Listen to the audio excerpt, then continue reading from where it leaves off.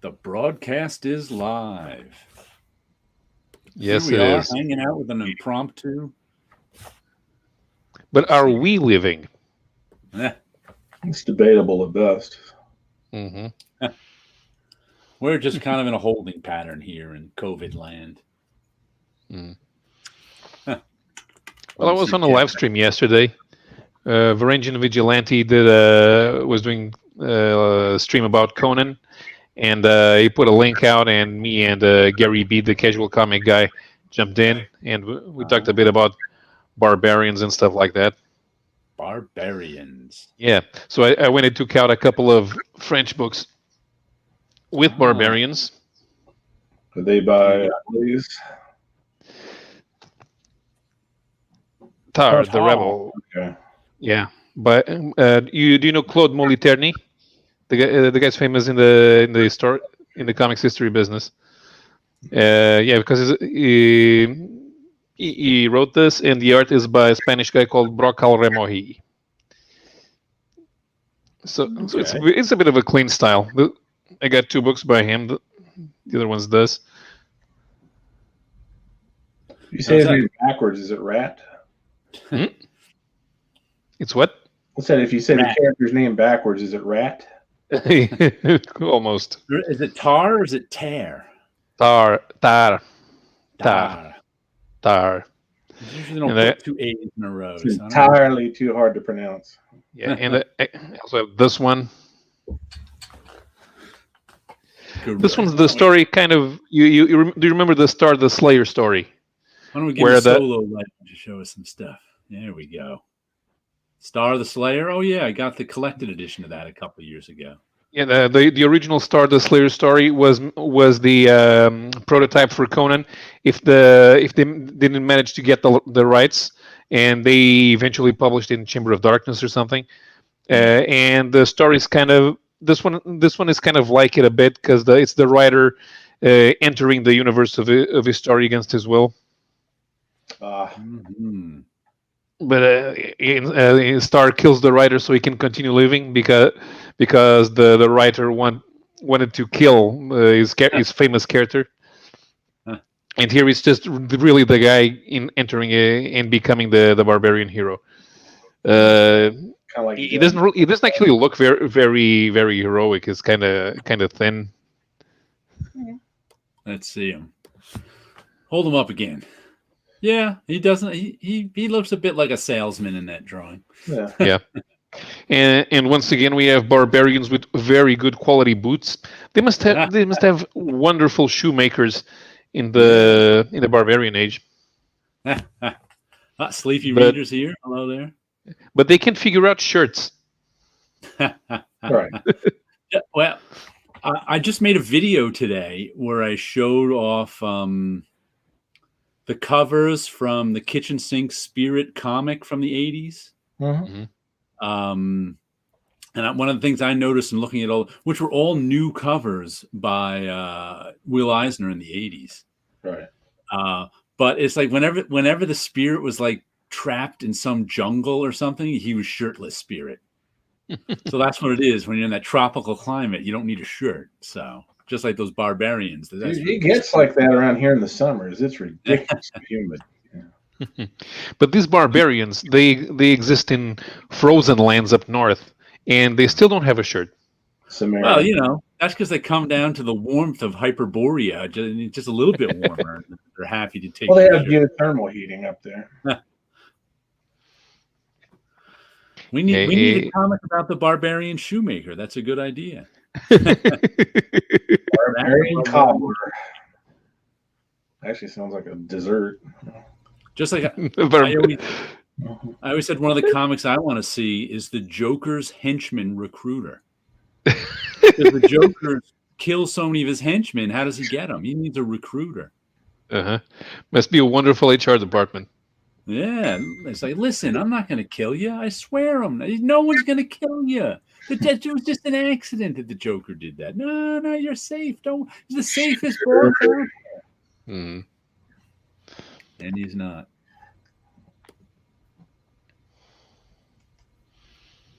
So we got 3 people watching us, at least. Nothing to Jeff do on the Gordon. Sunday evening.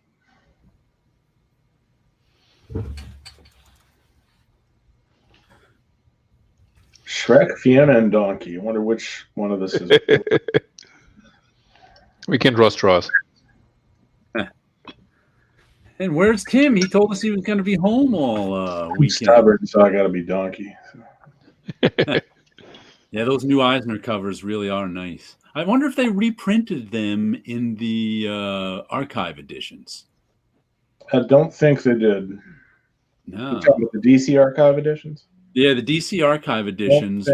I could be wrong, but I have a couple of those, and I didn't see anything like that. I had a couple of them, but they were the real early. They were the pre-war stuff. That's true too. Yeah, it's possible they did it later on. I don't know. Maybe they did it for the later stuff. I don't know. But it's funny because I can remember when those DC archive editions came out. I was contemplating whether I could get them or not. And I was like, because they were $50 a pop, and then there was like 26 volumes of them, and I went out and I measured one of them, and like one book is about an inch, so it's like it would take up that much shelf space.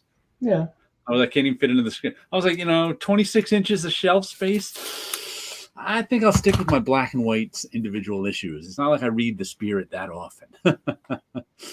That's a lot of space, 26 volumes. It's impressive when you lay them all out there like that.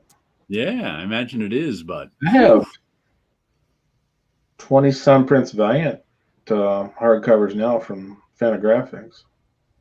26 what? I have 20-some. I don't remember exactly. I don't have them all yet, but I have 20-some of the Prince Valiant hardcovers that are published by Fantagraphics. Wow. Are those the oversized ones? Yeah, they're oversized. They'll take up a bit. Yeah, I mean, they're not paper thin, but they're thin. But they're thinner. You probably get 3 of those per inch. So, probably so. I would imagine. Valentine's Day Love Fest theme. Woohoo! I don't know if we got a theme. I actually have a complaint fest right now. Okay.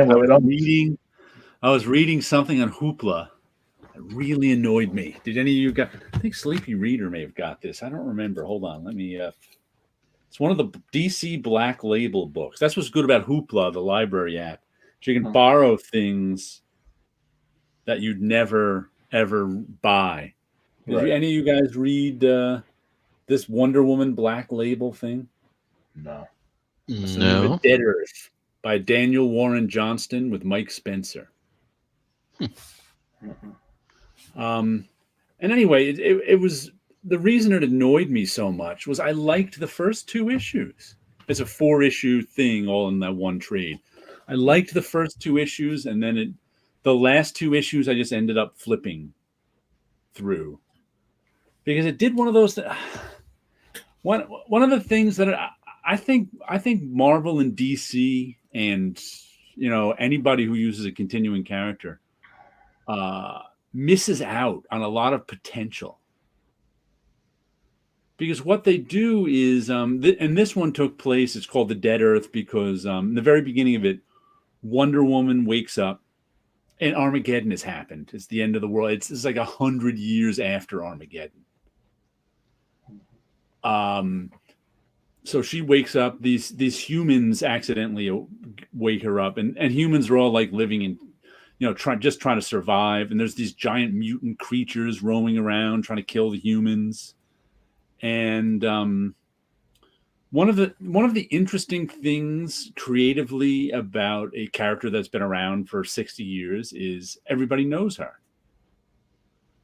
So it's kind of like one of the so it sets up a different starting point for a story. So if you're working with a character that everybody knows, I only read the first issue, great art, so what story? That's what. Well, the first issue had the good story. That was the good part. But like I said, it sets up. You can kind of like. You now are telling a story where you don't have to explain the lead character to us. You don't have to explain her motivations. You don't have to explain what she's all about. You're there already. So it kind of can set up like an advanced storytelling technique where you're starting out at point C instead of point A, and you can go off in many different directions. In media res. But what happens is, and this happens all the time with Marvel and DC stuff, which is why I never much liked all like the Elseworld stories and stuff like that, where to me it's just like Batman in the Old West, and all the same characters. Commissioner Gordon's there, the Joker's there. It's like the same. It's just like an ordinary Batman story, but with different costumes, but different clothes. Well, this one started out with Wonder Woman. And she's trying to figure out what to do. She's trying to figure out how to help these people. And the first 2 issues were kind of interesting because it was Wonder Woman trying to figure out what being her meant now. What happened to this world? What do I mean now? How do I go forward? How do I help these people? What do I do? And then the last 2 issues tied it right back into the DC universe, where you found out, where all of a sudden it was like, ooh, what happened to Superman? Ooh, what happened to Batman? Ooh, the Amazonians are really this. Ooh, and like the last 2 issues turned into a typical, like they abandoned all the stuff about, pushing Wonder Woman forward, and it was all about the past. And it was just like, okay, this is what happened to Batman. This is what happened to Superman. This is what happened to the world. This is what happened to the Amazonians. Now she's got to fight the remnants of that world. And it's just like, it turned into every other superhero story you've ever read. Right. And I was just like so disappointed.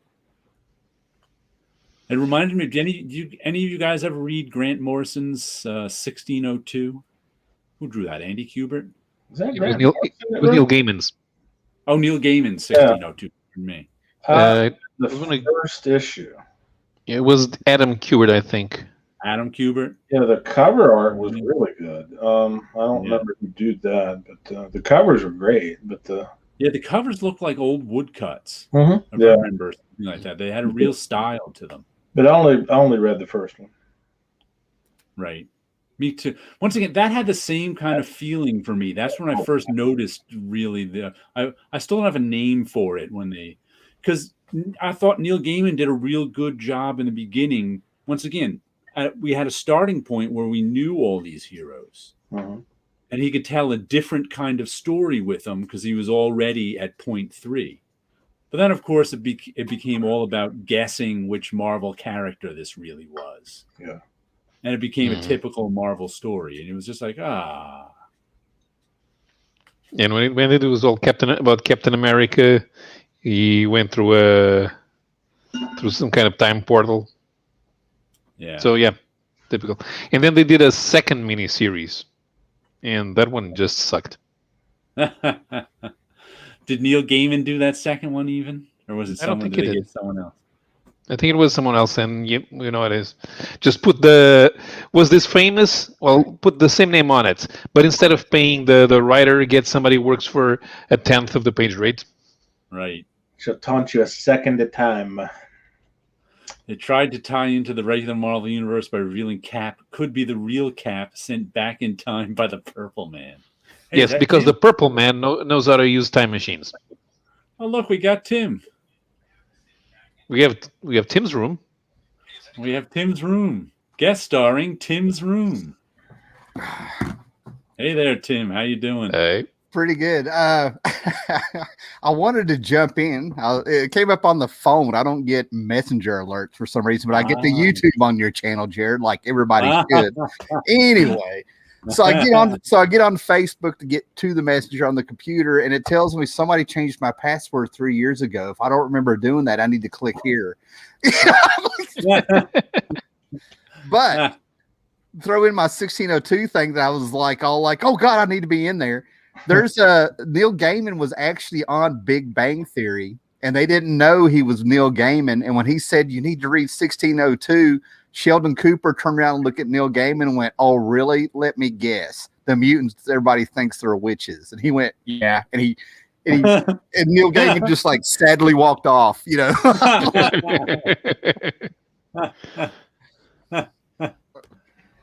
President Kilgrave? There was a President Kilgrave?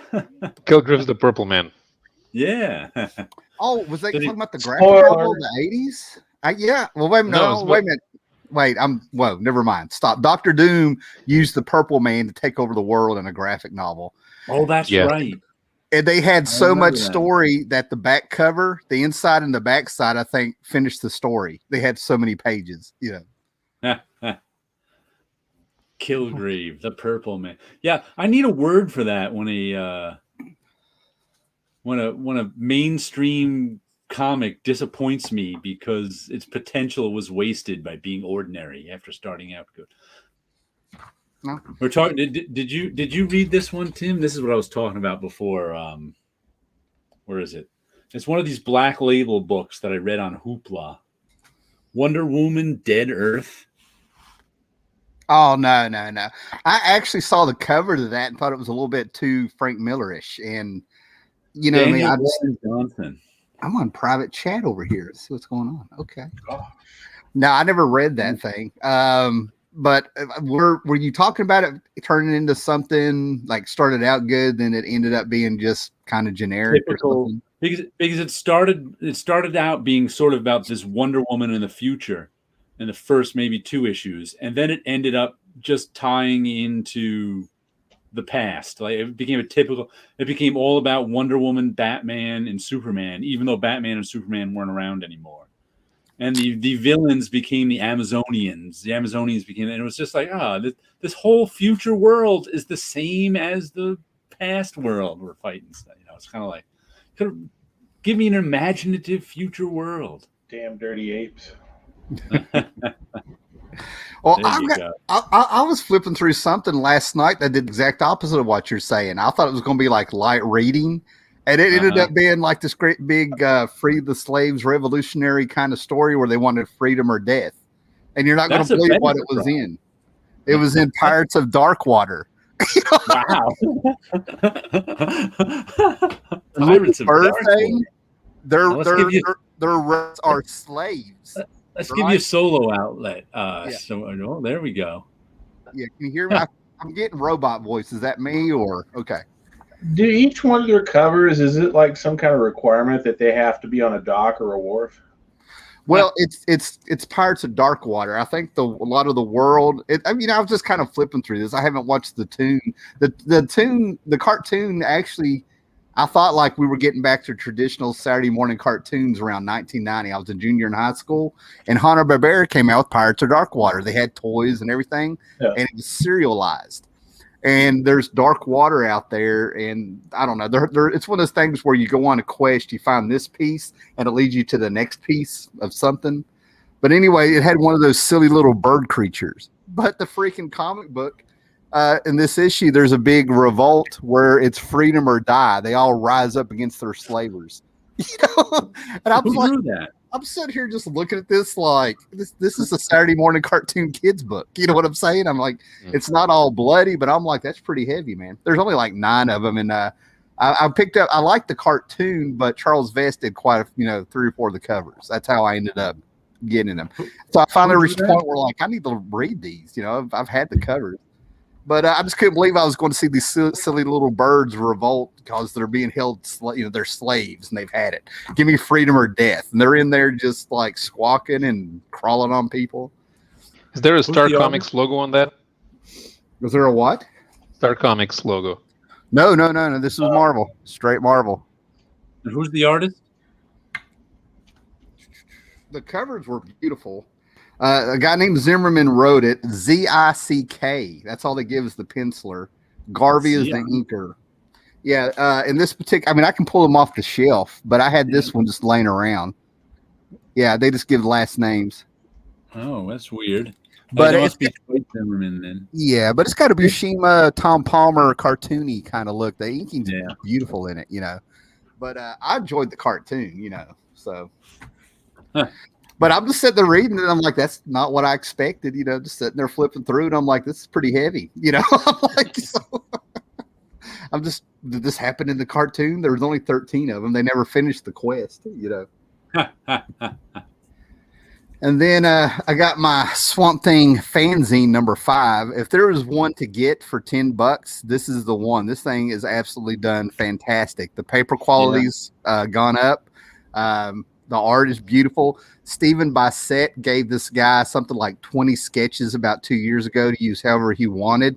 So there's original Stephen Bissett sketches of Swamp Thing and stuff in here, and fan art and articles and all kinds of stuff, timelines. It's great. This is number 5. He puts out one a year. Wow. It's through the Holland Files International, but I think I'm trying to think about. I got on Instagram and put the guy Roots of the Swamp Thing or something. Is how you get a hold of the guy.com. The artist on those Dark Order comics was Bruce Zick.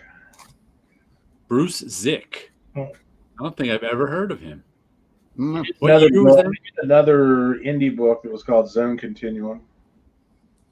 Okay. Nice. And then I went to Ollie's, and they didn't really have any new comics. I mean, there's stuff I could have gotten for $3 for $2.99. I now have 40 posters of the Alien Saga. That's cool. Yeah, and it's Sigourney Weaver. It's the movie posters. It's you can tell I haven't cracked it open. But I walked by this twice, and I was like, it's $3, and I reached in my pocket, and I had $3 and change. I'm like, why not? So. Yeah, that's a cool more thing. than the last 4 Alien movies put together. Yeah, hey, I liked Prometheus. I mean, it had some big plot holes in it, but for some reason, I was able to just go with it. They lost me when the guy took his helmet off on an alien planet with a leech monster sitting there staring right at him. Yeah, those are the stupidest scientists ever. But after that, making the engineers these brutal, barbaric creatures, I'm like, no, that's not what would happen. No, I just read today another one of my Christmas presents, which is Lily Renee, Escape Artist. And this is a book. Trina Robbins wrote it, and who drew it? Pencils by Ann Timmons and inks by Moo-O, M-O space O-H. Okay. And this one came about, they were, I think somebody was researching old comic books. And in 1938, Lily Renee Wilhelm is a 14-year-old Jewish girl living in Vienna. And she eventually becomes a golden age comic book artist working for Fiction House. Nice. So it's her story about, being a Jewish kid in Vienna in 1938 and having to flee the Nazis and going to England and having to live in England and eventually being shipped off to America, where she becomes a golden age. It's just a little biography of a golden age female cartoonist who I'd never heard of.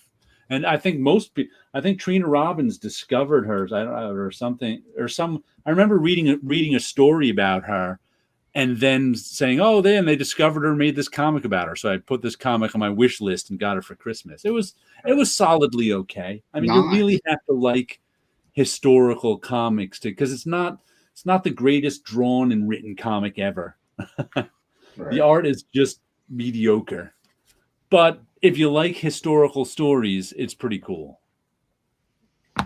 If you like superhero action, that's not for you. Nice.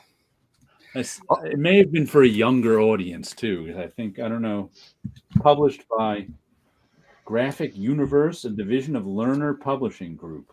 No idea who those are. Now, I've been talking about it for like 2 weeks since I got this, but I'm finally like on chapter 11 to 13. It amazes me how long ago Long Halloween came out by Batman. I mean, wow, it's been a while. 15 years? 25. That's 25. Yeah, like around 25, 26 years ago, right? And I'm sitting here thinking, man, that's when Astro City started a year before that. I mean, anyway, I'm doing that whole thing where I'm like, I remember like yesterday. So I'm sitting here and I've realized I haven't read this thing probably since like 99 or 2000, the story. You know what I mean?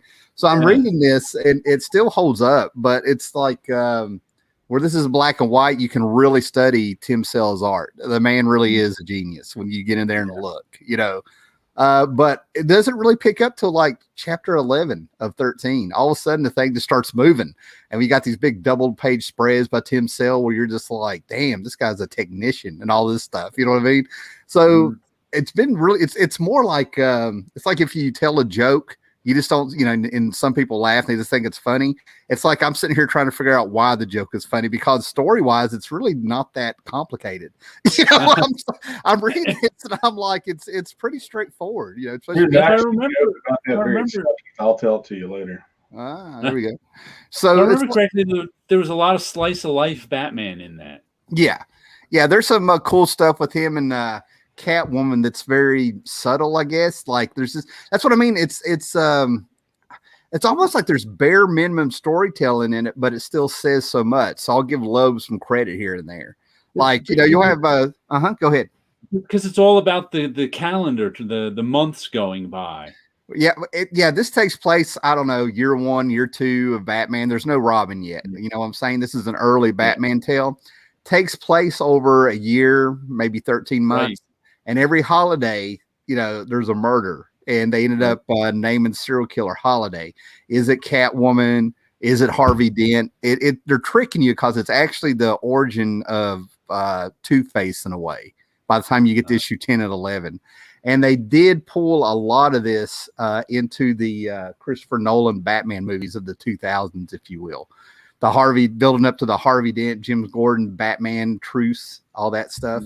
A little bit of the gangster stuff. But there's little things in it that crack me up because it gives it that world of Batman where it could still be like the 40s, but it's not. I'm trying to think this, for some reason, the Scarecrow and the Mad Hatter like rob a bank or some store or something. And the reason I don't remember exactly what was going on is Batman took them out pretty easy, but they had bags and it was money and it actually had the dollar sign on it, like in the old 30s and 40s. And I'm just sitting there looking at this and I'm like, that's hilarious. I'm like, here we are supposed to be in the modern world and they still got bags with money symbols on them, full of money. I saw a couple weeks ago where we might be getting some more Batman animated series episodes. I'd have to be great. But you got to have Bruce Timm running that. Yeah, you got to have the same people working on it. It's not the same thing. There's some Bruce Zick info. He did a number of Dark Horse books and does design work at Disney. A lot of people that work in comics are used to or doing design work at Disney now. Alex Nino is a good example. Well, again, guys, I'm not hyping it up, but it's a satisfactory read. It's just a simple comic book based on a cartoon. Great covers and just solid. It's just solid artwork in it. It's a comic book. You know what I mean? If you got 50 cents or $1, pull it out of the dollar bin. Yeah. Would you recommend Long Halloween to a new reader? Mine in the comments just said he just recently recommended The Long Halloween as a good one to anyone starting reading comics. Yeah, it's a great Batman story. Like I would hand this to somebody as their first Batman story. It's a Batman story. You guys' villains sprinkle it out there, but they keep this one plot going, and it doesn't really start picking up to issue 11. It's great. It's a fun book. I have, I'd give this thing like 4 out of 5 stars. I totally get it. 3.5, maybe 3.5 out of 5. You know what I mean? But I think the fact of what I'm trying to say is now that I'm older and I read it years ago and I'm revisiting it again, it's more like I'm studying how it's crafted more than just enjoying it as a story. Right. And Tim Sale's work is it comes off really cartoony, but everything is well crafted. Every line is every ink blotch is exactly where it needs to be. It looks like something somebody would just scribbled all the way through, and then all of a sudden you start picking up on things kind of like Alex does. Yeah. It takes a lot of effort to make something look effortless. Yeah. There's a few panels where Batman's hidden in disguise, and you have to flip back to see that he was there, in the courtroom. Has anybody else read that Tim Sale is colorblind? I have not read that ever, so. Not that I've read much about Tim Sale. Here's that 2-page spread that really blew me away. I think this is in chapter 11. It's a courtroom. And back here, Batman is hidden amongst the crowd. But It's all there. Harvey Dent, the jury, the judge. I'm just like, wow, And usually, this is the kind of figure work that you have, you know what I mean? And then to see that stuff crafted in there, I was thoroughly impressed, Yeah. That's why I just think Go that ahead. that book should have been oversized to justify the higher price. Yeah. I got it for $8, so I'm good, man. I'm like, so, Ollie's, Now that's what when I read, my new comics, I read them twice before I put them away. I read them once within a week that I get them, and usually the second time a few days or a week later. And the second read through is always different. Yeah. Because it's almost like I'm in a hurry the first read through too, because you want to see kind of what happens a lot of time. Right. And then the second read through, I a week later, I take my time, and since I'm not in a hurry to see what happens, I can pay attention a little more. Well, the only redeeming part of the Never-Ending Story Part 2, the second movie, is at the beginning when the kid goes to read the book again. The guy who has the book says, "You ever read a story twice? The book's never the same the second time around." And I'm like, that's the only thing you can take from that movie, And I'm like, right at the beginning, you can quit right there, So At least he didn't vote for Pedro. yeah.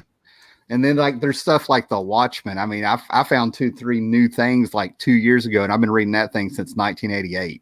Oh yeah, Watchmen's got it's layers and layers of things in it. Yeah. The other thing I read this week on Hoopla, I think, is French. Let me see if I can get the cover up. There we go. Carol Morel Louisa Now and Then is the name of it. And it's adapted by Mariko Tamaki. So I'm like, is this French or is this Japanese? I'm not sure. Carol Morel? Yes, Carol Morel. But either way, it takes place in Paris. Or Paris. I mean, it was a pretty interesting little story. So was it? Where did it come from? Is it French or is it Japanese? I don't know. I couldn't figure that out. I think it's French, adapted by someone because why else would it? But the Japanese do things all over the world, so I'm not sure. Published it. I only have the cover here. Let me see if it's still on Hoop. It may have returned on Hoop. That's the amazing thing. That's the amazing thing of anime and manga that can come out of Japan. There, like you can get a little confused. The wife has been reading Elfin Lied, and I thought it just was like Elfin Lied, like English. They lied and stuff. Turns out it's a German. It's a German title that they picked, that they use. They use Lied, right? Yeah. Let me see. Humanoids published it. Humanoids. First published in France. There we go. Under the title Louisa Ici et là. Oui. Humanoids is a company that I'm going to have to look up and dig up and do a little research on, because I'm pretty sure I have run across humanoid stuff like going back to the 90s, and it wasn't comics. Yeah. I mean, I recognize that Humanoids name. I think they've been around. They've been bringing over European comics, I think, for a long time. Yeah. But what's weird here? 70s. Carol Morel, story and art. Mariko Tamaki, English language adaptation. And Nanette McGuinness, translation. So I guess somebody translated it, and then somebody translated the translation. Why ask Mariko Tamaki to do that? I don't know. Well, I assume she must be American. She is. I don't know. She's working for Marvel, right? Or is it for DC now? Can't tell. Yeah, I don't know. One of those. Is she a writer for DC or Marvel? Yep. But anyway, the story was kind of interesting in that it was started out in two friends, a man and a woman. I think they're in their early 30s. And the guy asked the girl, what advice do you have for your teen? If you could go back in time and give advice to your teenage self, what would it be? And she's like, I got no advice. Sorry. I don't know what to say. Don't sleep with Tina. That's mine. And then we cut to another scene of a teenage girl on a bus. And she's asleep. And the bus driver's like, end of the line. You got to get off here. And she gets off and she's in Paris. And she's like, I slept through my stop. Where am I in Paris? And she, is her money's not. It turns out that was her teenage self at 15 getting off the bus. and they end up running into each other, and they end up figuring out that the one girl is the teenage version of the other girl, and they basically have to try and figure out what the heck is going on and what to do. Kind of interesting little story about facing your choices in life and what brought you here and what you could change and what you can't. So it was pretty cool. If I was doing a story like that, I would know something that I would actually, it's one of the few times I would tell somebody, you need to listen to me on this, right? There's nothing more scarier than seeing what you could be in 20 or 30 years, right?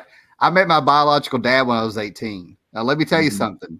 When you notice a lot of similarities with somebody like that, and they're that much older, you're just sort of like, holy shit, no.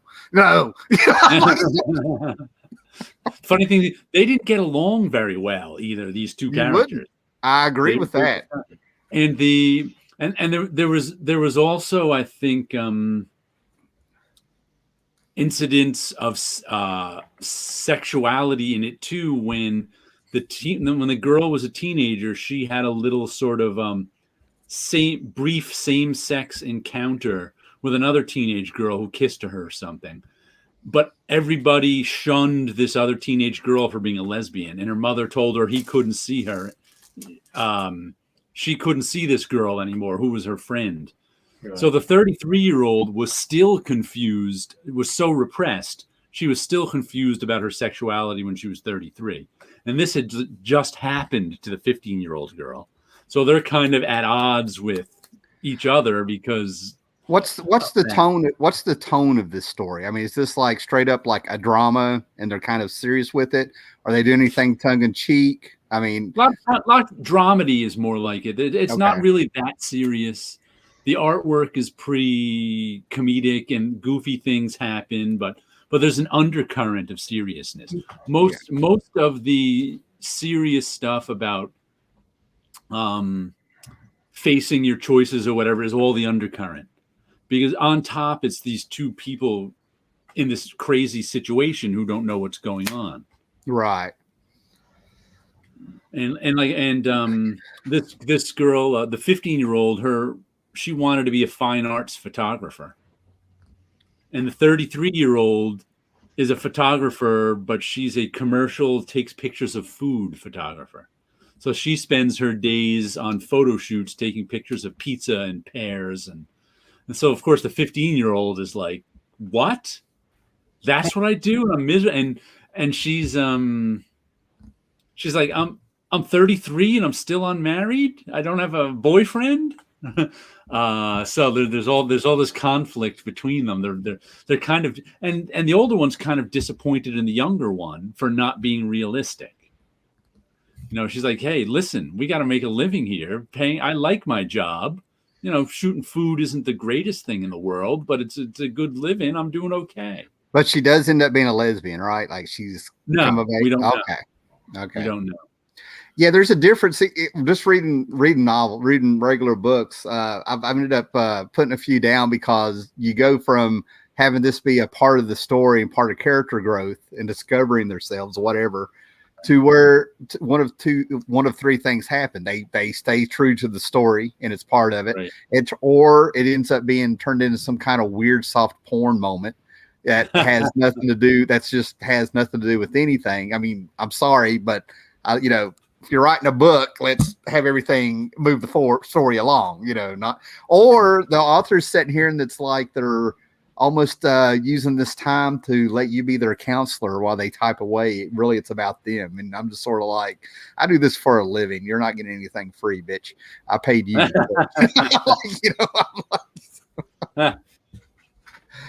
Let's see. Hey, man, I'm sorry. I don't think I've ever read Skis. Never heard of this. I don't think. I mean, I don't think I've.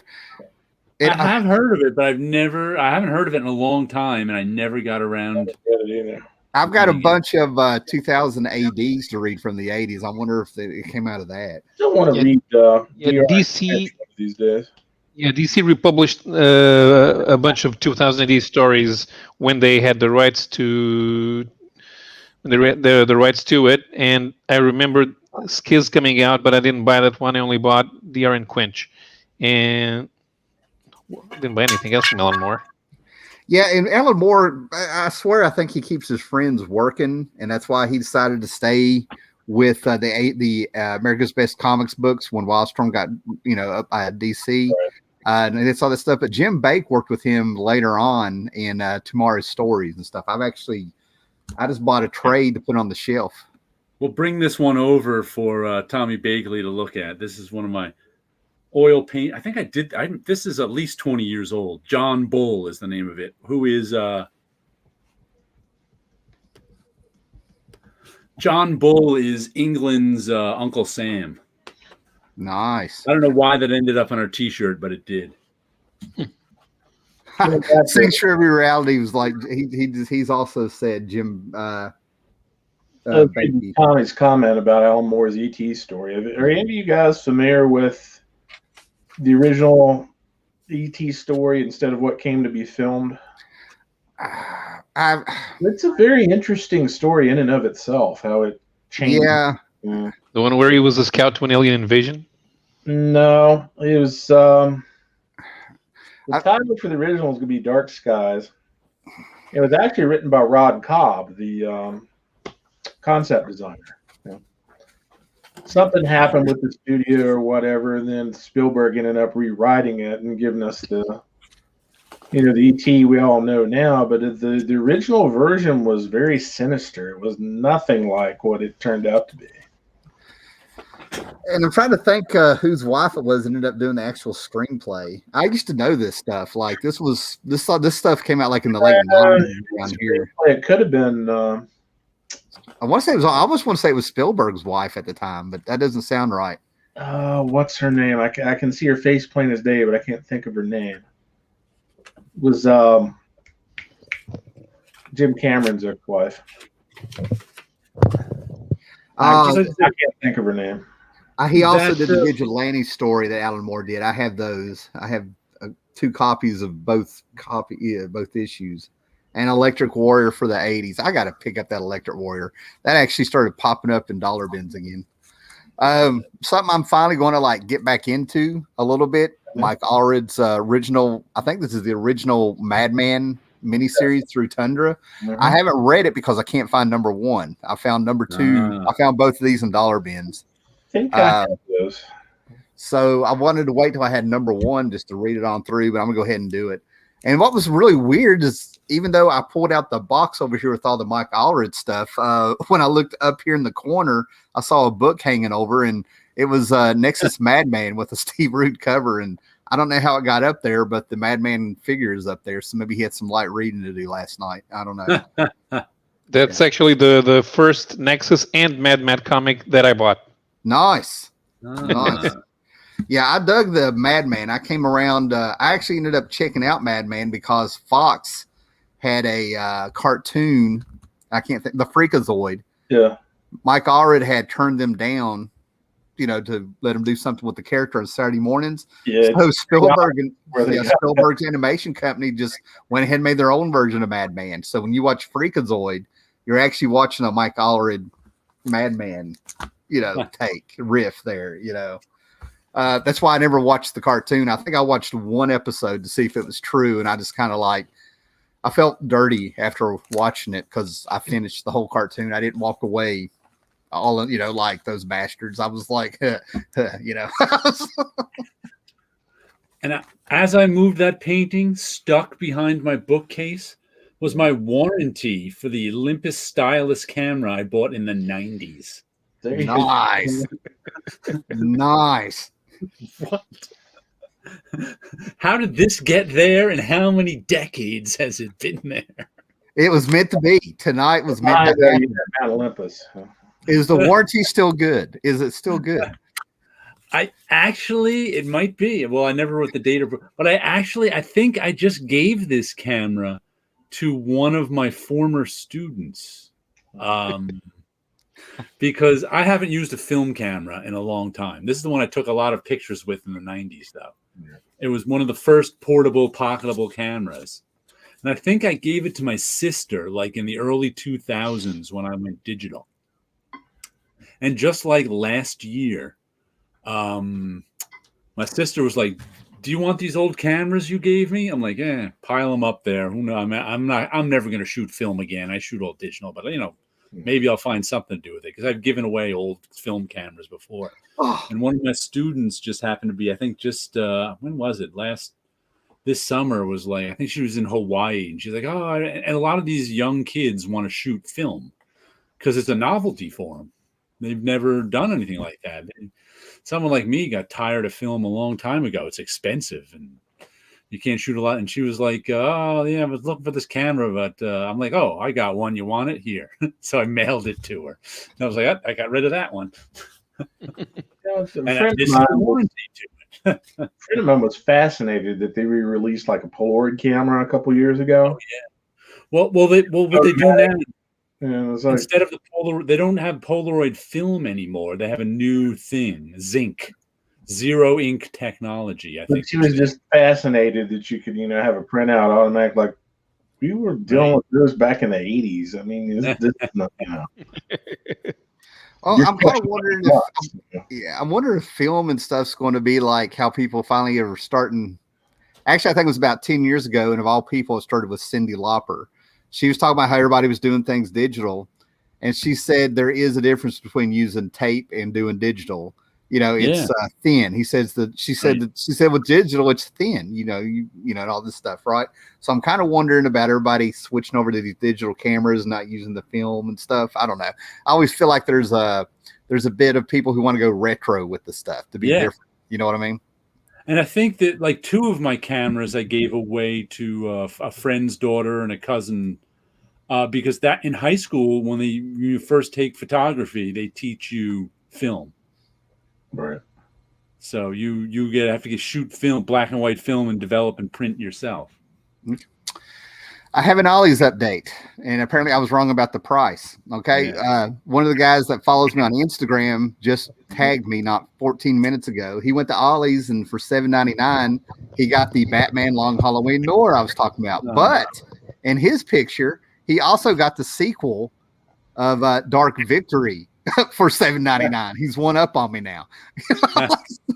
His Ollie's has both parts. How many times have you been to Ollie's in the past month?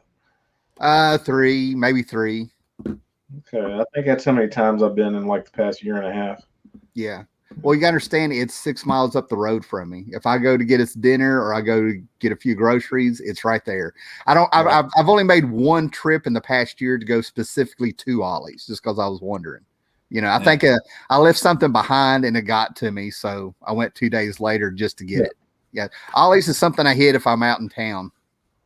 Let's say I like to take street photos in New York City, which I only really started. I used to take some back in the film days, but I only really started doing it in the digital days in the last 15 years or so. 10 to 15 years. And I calculated it once because I can go down, take a trip into New York City. I have my digital camera and I shoot in burst mode, which means for every picture I take 6 pictures. Right. So I can shoot 4,000 to 5,000 pictures in a day. And of course, you don't use all of them. You just pick the ones you want. And even today, I can go back to pictures from 10 years ago and pick one I want. But I calculated, doing that back in the film days would cost me like $400 or $500 for, a day's worth of shooting. And it's just like that was just never going to happen. Wow. Yeah. Man, I saw an article a couple years ago where somebody up in New York, I don't know what happened. I don't know if they cleaned out an apartment or something, but they found a bin full of tons of film from the 50s in early 60s. I think that was Chicago. Chicago. Okay. You know what I'm talking about then. Yeah. And Right. they showed a few of the pictures and I've been waiting to see if they come out with the book. I mean, the pictures they showed were brilliant and it was everyday life. Somebody just going out in the streets and taking pictures of people. Early 60s, wasn't it?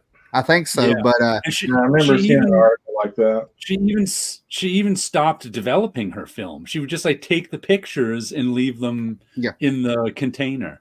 And I don't know the lingo, but the way she set her camera up with the light, the shutter speed, whatever she was using, I can't believe she wasn't a professional. That's my whole point. These pictures were phenomenal.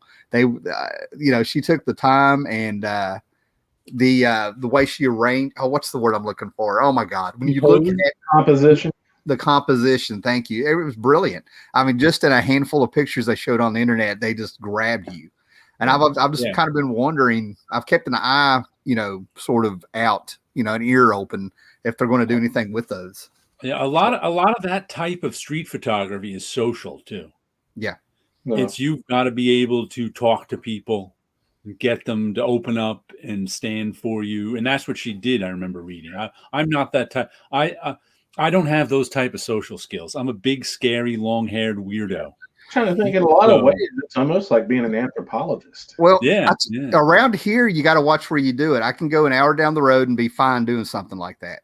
Or I could go down to my hometown and they're either going to think you're a pervert. You trying to take a picture of my ass. Why are you taking pictures of my kids, even though the camera's pointed that way and their kids are behind you? Right. You can go to Blacksburg, I think, and be fine. I mean, it's just wild, Man. All right. Taking a break. We're right back, guys. Well, I would say yes. The photographers generally become better with the huge number of pics because photography is a game of numbers often. Yeah, their editorial skills, for lack of a better word, have to get better just by volume. Yeah, and also the more you have. I once heard, and I agree with this. Photography is at the same time extremely easy and extremely difficult.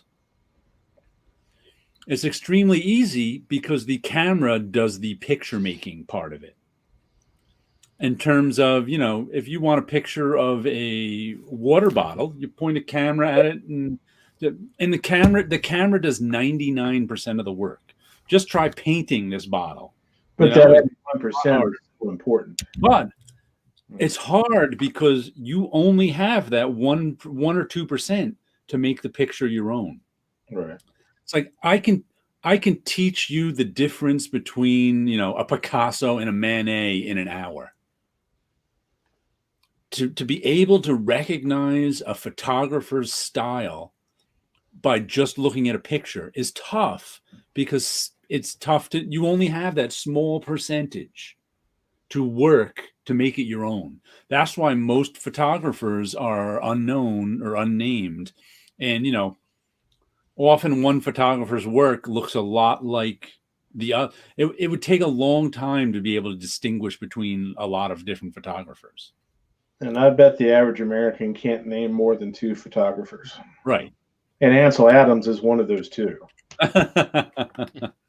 There you go.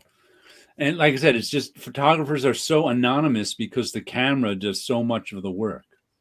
I actually have then there's people like Annie Leibovitz, famous photographer. Yeah, and a lot of photographers like her, they put so much energy into the elaborate setups because that's them putting all their energy in that 1 or 2%. Right.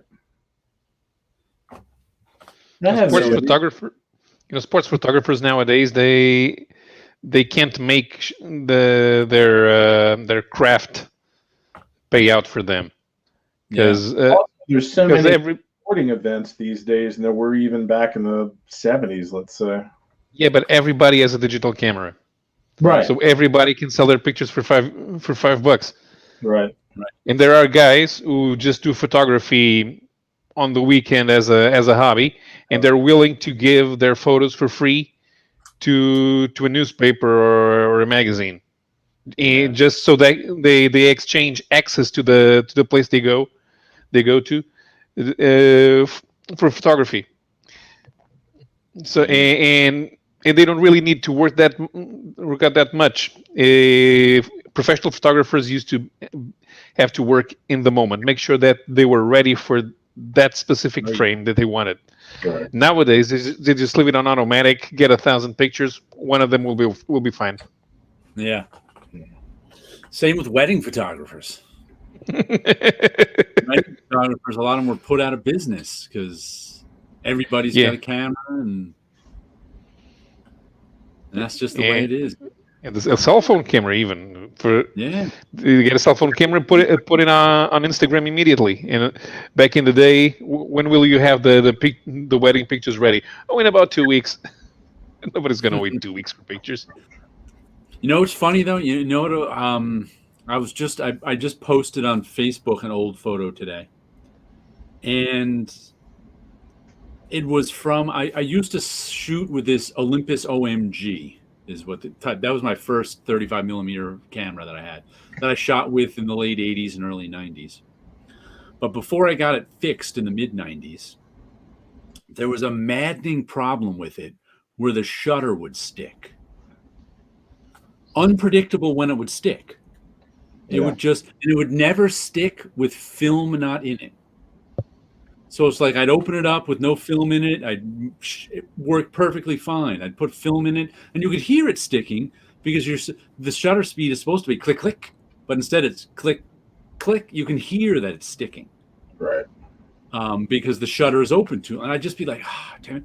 And I had this matter of fact, one of the pictures I posted today was 1993 from this one picnic I shot at. My friends were having a birthday picnic. I was taking pictures at it.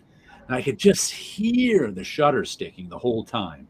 And that's when I don't think it ever stuck more than matter of fact, I think that picnic may have motivated me to bring it to a place and have it fixed. They're like, and the guy's like playing with it too. He's like, there's nothing wrong with it. I'm like, just send it off. There's something wrong with it. It came back and they fixed it, whatever it was. They cleaned it and did it. But I have all these sort of blurry, slightly out of focus movement photos. But what digital photography, and I was always kind of like, these, but what digital photography has done, especially filters for like Instagram or stuff, they now have filters to do all that stuff that my camera did by accident. Right. That was like, people accept that stuff if they were to look at that stuff in like 1994, they'd be like, what's happened? Why are these all blurry? And now people look at it now and it doesn't even faze them. They don't even think there's something wrong. They just think it's artistic filter work. The Hasselblad brand cameras that the astronauts took on the Apollo moon missions, not the exact copies of the ones, not the exact ones that took on the missions, but that brand of camera is extremely valuable these days. They're so collectible. They're like, you're talking like tens of thousands of dollars. We used to call those end of the roll self portraits. Because all did the first selfie on because what would happen when you had a film camera was you had a film camera, you had like 24 or 36 shots. You were just at some party with all your friends, and you have and you took 22 out of the 24 shots. And you want to get it developed now. Because what would happen, like I'd carry a film camera with me. I'd take a picture today. I'd take a picture next week, unless there was an event when I was taking a lot of pictures. And it's like, and you want to get these event pictures developed right away. So you just have like 2 pictures left. You'd call a friend over and you go, hey, take a picture with me. And you just take one of those. They're selfies now, but then they were just, you always took them at the end of the road, end of the roll of film. So it's like I have a bunch of them from over the years. Like, we got to take 2 pictures here, make some faces into the camera.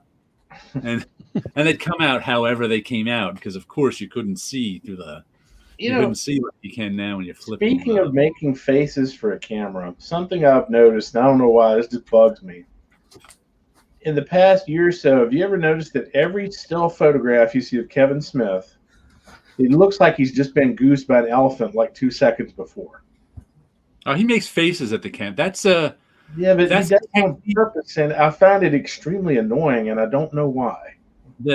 That's a technique where I know lots of people who do that. When you get your picture taken a lot, and you're not photogenic, you've got 2 choices. You can either try to look as photogenic as possible, get that one right angle, and it's not going to work, and you're going to be unhappy. Or you make goofy faces. And like I said, I have plenty of friends who make goofy faces at the camera all the time, because the problem is his face isn't. He's not making a goofy enough face to make it actually funny. Making that face, if I remember correctly. But that I'm sure that's what it comes out of, because he's you not. Look at it, and you're like, "What is wrong with you? You look like you got some sort of defect, going on." He's just going for the goofiness, because you have to. If you otherwise, all the pictures of yourself you'll hate and feel bad.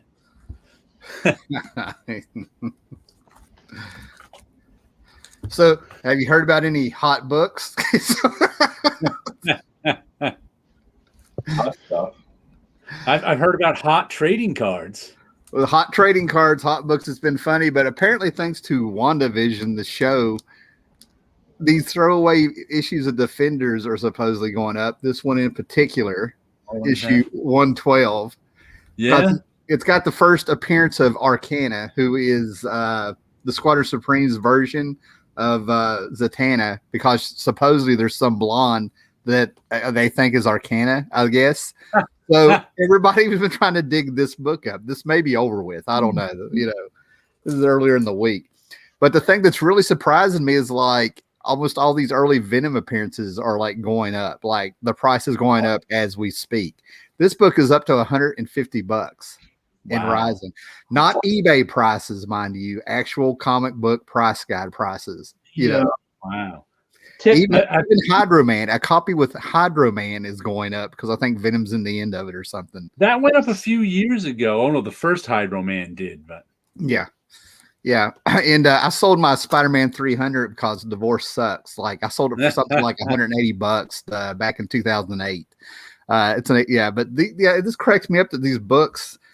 But the one, I got two of the first McFarlane ones. But the thing the one that really got me though was the this book here, right? I have been finding this in dollar bins off and on since it came out in the mid 90s. This is like my fifth set that I decided to keep this one. I had the ones I bought off the rack, but people get Carnage crazy every now and then, and you'll sell them on eBay. I mean, I know flipping's a bad word, but I've always flipped these books. I've sold them from anywhere for something like $35 to $100 one time. And I decided to hold on to this last set. Not to be dark, but the guy that sold them to me, he sold me this in the first appearance of Jubilee, and I knew him off and on at flea markets. He died about 2 weeks after I bought these off of him. He had a bad heart. His pacemaker went out. So I was like, I'll just keep those. Poor guy. And then this is the book that for years has been in my collection off and on, and I always lose it in the boxes. And now that this is the first appearance of Monica Rambeau. Is that who it is? Yeah. The Captain. So it's blown my mind seeing people hustling trying to get these specifically because of the WandaVision television show. I mean, I get movies, and I get people getting excited and stuff, but it just kind of cracks me up. And there's stuff that's like, if you're a fan of it, I kind of think you have probably already had it. You know what I mean? Yeah. There's been plenty of time, but I know people who love the Defenders. You know what I mean? They love their Defenders, and I've bought like 2 issues of the Defenders in my entire life. Oh, I've met people. I mean, I met the people. They just love the Defenders. Like the first maybe 2 years of the Defenders books or the Money books, and after that, you're just sort of with these weird books that are just you just never know what's going to happen in them because they're not a team. They go weird places. You're talking about books going up in value. The software that I use to catalog my collection, you get a weekly update. It tells you, what's got up everything. You know how much the first printing of the first tick is going for these days? I have seen it go for $500. I don't know what it's actually $1,300. Are you? Wow. I am serious. And I have a copy of it. I'm not surprised. I know that. Get your Detective Comics 300 ready, Mr. Polka Dot. I don't know. I've never heard of that. I mean, I may have ran across that character if he's in a Who's Who or something. I'm not saying he wasn't in the background or something, Mr. Polka Dot. But the buzz that I got out of that Suicide Squad movie by James Gunn is that people were amazed how he took the Polka Dot Man, whoever he is, as silly as he is, and he's turning out to supposedly like going to be the breakout character. Like they made him super cool in the movie. So I'm trying not to get any spoilers or get excited or hype it up, but the Polka Dot Man is what everybody's been talking about in my circle.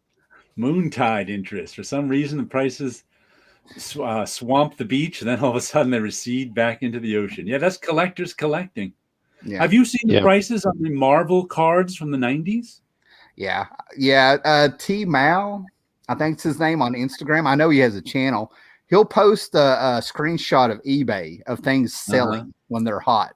And Right. so I've got tons. I mean, I think about 2 years ago, 3 years ago, I did a whole video of my whole collection. Right. Just like shaky cam, flipping it open because it was asked for by one of my friends. So I didn't take my time. I don't know if I got those or not, but that cracks me up. I have seen those go for $10, $5. People just trying to give away the wax boxes, the wax packs. Now they're going for 1,000. Yeah. Yeah. What did I heard this too. Wall Street money has poured into trading cards in general. And now I think they found the Marvel because they don't have a lot to invest in because of COVID. I gotta look through my So box. they've been investing in sports memorabilia and things, and now it's like a Gem Mint 10 Deadpool rookie card Out of the went X for Force like #1. $3,000 or something absurd. I find And those. it's Yeah, I find and those the in dollar boxes unopened- all the time. The unopened boxes, which were selling for $300 4 months ago, are now going for $3,000. And it's Buying nuts. those from a drugstore. Yeah. And I think when they were, straight off the rack back in the day, and I think they were like $9, $10, $12 a box, something like that. Yeah.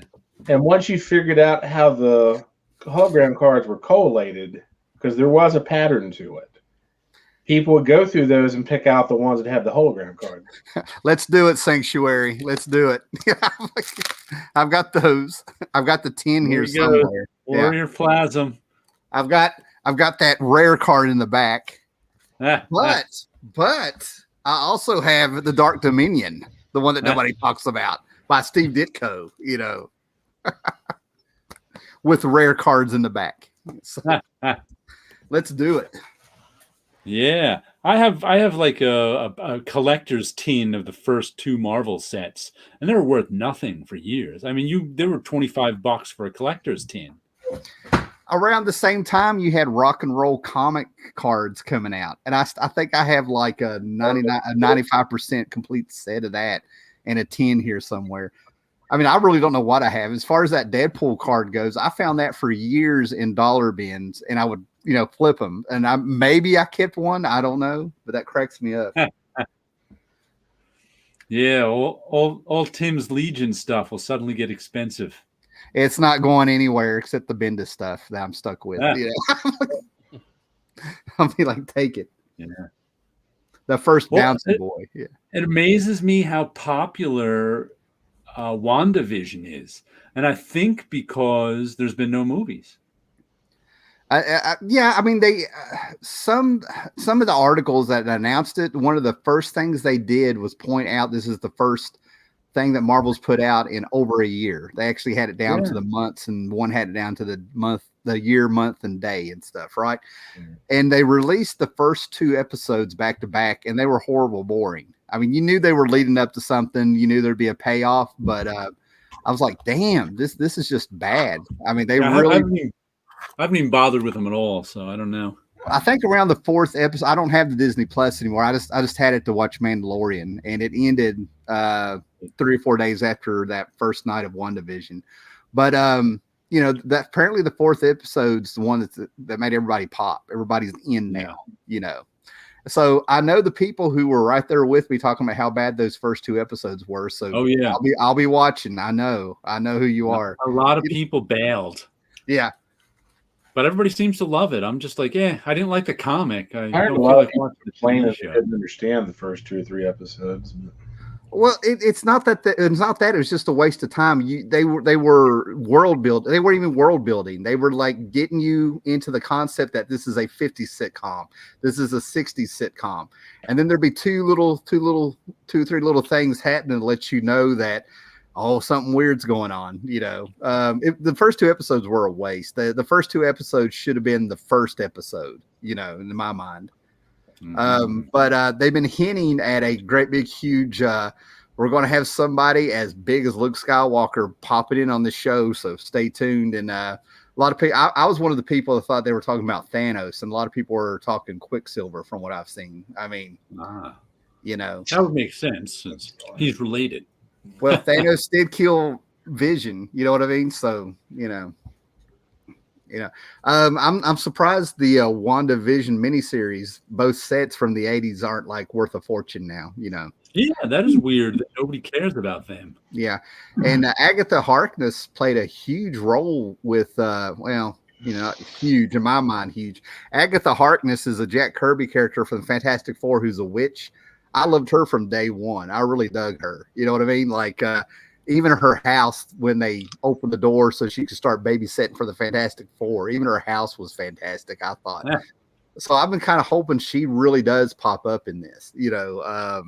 I always found the Scarlet Witch so confusing, though, since her powers were always so ill-defined. And then they started having her study actual witchcraft. And it was kind of like, well, that makes no sense because she's got a mutant power that has nothing to do. They may call her the Scarlet Witch, but she's got her mutant power has no more to do with witchcraft than Wolverine's does. Yeah. Yeah, they started getting on the nose. Yeah.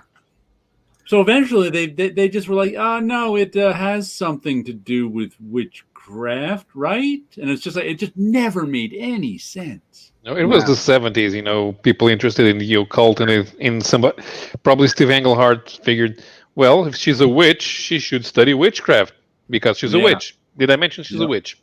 Yeah, they even had Doctor Strange like deliver her babies. They started getting really on the nose with that theme there for a while. I mean, I could go on and on how they're doing stuff. And then I was always sort of like in their miniseries, like the neighborhood was like, it was like pitchforks and torches or something because she's a mutant. And I'm sitting here like, I have a huge problem with the mutants in the Marvel Universe, even as a kid. Don't tell anybody. Make up a stupid origin and say that, you know, Spider-Man went around, told people I got bit by a radioactive spider. Somebody walks up to you, is that you look at them like they're nuts, but they tell you they're born with their powers. You'll just be like, oh, I can see that. That's you know? why mutants never. That's also I want to hear people say, oh, mutants are really about you know, being minorities, and I'm like, no, they're not. No. Some people have played it like that. That's why mutants have never made sense in the Marvel Universe either. Because how's anybody going to know the difference between a superhero and a mutant? That's what I'm getting at. Fantastic Four claims they went up into space and got cosmic rays. If Jack Kirby had not shown us that, I would have been suspicious. You know what I mean? Like, I mean, but it always felt like, you know, but this was back in the days. If there was anything with the mutants, they really did have their own little corner of the Marvel Universe, and they should have been separate. They should have, I don't know, parallel universe or whatever you want to call it, their own little dimension to play, be left alone. Let them do what they're doing. You know, X-Men worked better in the TV shows, and mutants worked better on the TV shows they had because there was no superheroes. That's what I'm trying to get at. You know, the mutants works better like that. Yeah. That was one of the reasons I couldn't get into the X-Men books until the Asgardian Wars. You know, and you know, sitting here talking about that, I love that because it took them off of Earth. You know what I mean? They fit in elsewhere just fine, you know. Most of the Byrne Claremont X-Men stuff and even the Cochran wasn't really about mutants being outside. They were just superheroes on an adventure. Yeah. So and until we got to like even what was that? Days of Future Past. Those Sentinels weren't just killing mutants; they killed all the superheroes. Right, yeah. And there's a few things they did. I mean, if you really know your X-Men lore, I think it was like X Factor 13 or 14, where Master Mold, it's a giant robot that made Sentinels and stuff. He ended up like trying to look for mutants and found out that every human had the mutant gene in them, carrying it. So they kind of that was like a small little panel where they kind of like explained why all the heroes were killed by the Sentinels too. Is what they were doing. It's like most comic book writers know nothing about what mutation actually is too. It's like when you have a mutation, you're not another species. Right. Joe Duffy of all things had the mutation down. If you go back and I'm going way back in the 80s, you guys pull me back in if you need. I was already out of X-Men by the 80s. So there was a miniseries that came out. It was by Joe Duffy and Kerry Gamble, and I was a huge Sunspot fan. I thought Sunspot was cool. You know what I mean? Like I was like, if I have to pick a New Mutant to read, everybody thought it was going to be Cannonball, and I'm like, because we have the same accent, au contraire, But anyway, Cannonball yeah. But Joe Duffy and Kerry Gamble did this thing called Fallen Angels, and it actually had a different name before the book came out. They were going to give it another name, and I can't remember what it is. They actually had an advertisement for it. It's like Revenge of the Jedi all over again. But anyway, they had 2 lobsters as members, and their only mutation was one was blue and one was red. You know what I mean? And that's a real mutation in the real world for lobsters, is being having a different color shell. So I kind of cracked up at that. I was like, that's a real life mutation they pulled in there,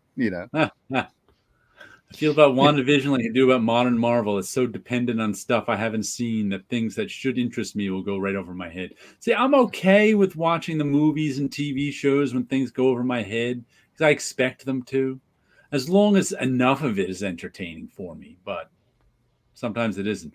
Writers really never treated Wanda, which is how she ended up with such a traumatic backstory. Somebody came on one of my live streams before we did Chaos, and I think about it, and they did a little rant about Wanda, how she gets treated by Marvel. Like, they always just destroy her. Like, how could they do that because she's a woman? And I'm just sitting here like, number one, it's fiction, and number two, bad things happen to women too. I mean, they really put her through the ringer and stuff. I'm like, but yeah, I think for me, Scarlet Witch peaked with John Byrne on West Coast Avengers with Vision Quest, where she rejoined the. Mm-hmm. My favorite Scarlet Witch moment was even before then, which they almost duplicated in Endgame. I think it was the dumb Captain America moment, where it was like Avengers 161, 162 with George Perez, when Ultron came back and like hypnotized Ant-Man. And that's when we first found out how dangerous the Scarlet Witch is, especially to robots. When she threw her Hex powers and she's like, I'm their deadliest foe because I'm a witch. And Ultron was just, breaking down because of her Hex powers. And then he falls to the floor because her Hex powers made the floor. And Cap looks over the hole and goes, he's almost defeated down there. And and Ultron grabs Cap and uses him as a human funny shield. Thing. Just like, oh, come on. The world's greatest strategist is just going to look down into the hole? But funny thing, that story was written by Jim Shooter. John Byrne hates Jim Shooter. And John Byrne's portrayal of Wanda in West Coast Avengers, the portrayal of her powers, is based on the way that Jim Shooter wrote Wanda there. That's funny. I love that. They actually almost had that moment when she faced off against Thanos in the end. They had the same thing where she came up. She didn't say because I'm a witch or anything. She said a really bad line, something like, I don't even know your name. Well, you will, or something like that. Look, Elizabeth Olsen did the best of what she was given in that moment. I mean, she, I was when she came down, she had the whole theater. And when she appeared in front of Thanos, the whole theater went, ooh, and I was one of them. That's how I know, Right. And then she spoke and went, you just, I don't even know you. She's like, you will. And everybody was quiet at that point. They had him, they let him go, and she brought him back in the fight. But I was 6 years old, and it was perfect timing because I think the greatest Scarlet Witch story in Quicksilver story is a story called the Yesterday Quest that had like it had like Ralph Macchio, Mark Grunwald, and somebody else helped plotting it, and John Byrne drew it, and it was just fantastic. You found this is where they found out Magneto was their dad, basically. Right. That was at Wundagore Mountain, and you had the Beast flying around on. That was the Avengers in like the 180s, I think, wasn't it? Yeah, and I've got it. What's funny is I have it right here beside me. I have my stepdad's books that I read, and I've got my upgrades, and I'm doing everything I can not to jump up and be like, "Look, right here they are." But I think that Yesterday Quest, I think, is a classic. I think it's a great story, man. It's like one of the better Avengers. It's about the Avengers. It's about those two characters. That's what makes it so good. That period of the Avengers had some great issues and some terrible issues. The stuff that Byrne and Perez did in like the 180s and 190s was really good. Then they had stuff like fill-in issues in there by, I don't know, who was that guy? Wenzel? Was that his last name? And just different artists who just weren't that good, weren't as good, and the stories all fell flat. I know it's not your intention, but you're making me edge over here. You know, I'm like, yeah, that was a weird because, like I said, it was so good for a couple of issues. Then there was like a fill-in issue that was terrible, and then another fill-in issue that was terrible, and then so good for 3 issues, then a couple of terrible fill-in issues. They even had one of those terrible artists doing a fill-in issue was Carmine Infantino. There you go. That says it all. That says it all. And then, like, I have the figure over here. I'm not going to jump up again, but there's something about my stepdad's books. The Gray Gargoyle, if you remember, this dude was all over the place. He was popping up in Thor, and then he popped up in this run of Avengers you're talking about. So I thought, like, Gray Gargoyle was just a big player there in the Marvel Universe in 1979, if you will. Turning people to stone and with his funny little boots and funny gloves. You know, his little domino mask on his stone skin. You know, I was in the mustache. I mean, he's a ridiculous looking character, but he was popping up everywhere. Poor Carmine. He earned 10-year-old Jared who had to buy a comic with a Carmine Infantino fill-in issue. Ooh. Yeah, poor Kirby. I mean, Carmine earns every bit of it. Let's be real. Come on. Matt Murdock is the male equivalent of being put through the ringer. Yeah, just when things are going good for him, tragedy strikes. Thinking the thing about prison again. Yeah, they like to do things to Matt. Yeah, the thing about the Gray Gargoyle in that story, in that Avengers story, is that the Avengers are under trial because Guy Ritchie wants to ban them again or whatever, and all of a sudden on the news, the Gray Gargoyle is ripping up the town, and we, the Avengers, must go and stop him. Why? You're the Avengers. That's the Gray Gargoyle. It's like in the 70s you had the Gray Gargoyle, but in the 80s you had Graviton. It was. You know what I'm saying? It's like there's a lame villain that just is so powerful, giving everybody a hard time in every decade. You know, 60s. I always loved Graviton because he had the best, the most believable motivation. I got superpowers because that will let me lay chicks. Oh man, I gotta grab. That's good, pal. I love that. I have to agree with Tommy here. I was never a High Evolutionary fan because he was always the guy behind the guy who came up with these big, huge plans to do these sort of real conceptual things, like, you know, turn a whole planet of animals into people. He has great visual. But the thing he does the most is he's standing there with his hand, clasping his hands behind his back and talking. That's what he does. The High Evolutionary. All right. Here's the yesterday's quest. He made me do it. He comes. The High Evolutionary comes up with a plan. That's all. He's a planner, and his plans never work out. Oh, there we go. The yesterday quest. 186. They pulled in Mordru. You know. Yep. Classic heads on the side cover. Yeah. The Witch of Wundagore Mountain. And at this time, you got to understand, one of my favorite movies on TV they would show was Return to Witch Mountain and Escape from Witch Mountain or whatever. You know, the funny thing about 186, 187, the Brazilian cover. He's got a lot. That's 185. No, but can you pick up 186 and 187 again? Yes, sir. Because the Brazilian cover, the Brazilian cover uses the Wanda figure from 186, and all the Avengers standing upside down from 187. Okay, that's weird. Yeah, and I bet people who hate floating heads, they hate covers with floating heads on them. Blows my mind. I love them. Those aren't the floating heads I hate. The floating heads I hate are in paperback book covers, where they're sort of part of the illustration. I'd have to show you some example. I know exactly what you mean. Yeah, because they always put, like, you know, Kirk and Spock and floating heads, so you know they're in the book. Yes, High Evolution does look cool. He's God. High Evolutionary is one of my favorite characters, and I will not read anything they've done with him. You know, if I know he's popped up at least one time in the last 10 years that I know of. But High Evolutionary, I thought he was awesome. But my first time I found High Evolutionary, he was going toe to toe with Galactus. Oh, The last man. time, Oh, the last man. time the evolutionary. Yeah, the last time the evolutionary popped up is when they did that ridiculous retcon that Wanda and Pietro are no longer Magneto's kids again. Yeah. Uh, I've commented on it before. I've had my say. I actually read that, and High Evolutionary was like, "You're failures," and I'll tell you why. And he got him scanned, and it was like, "You have a caffeine addiction.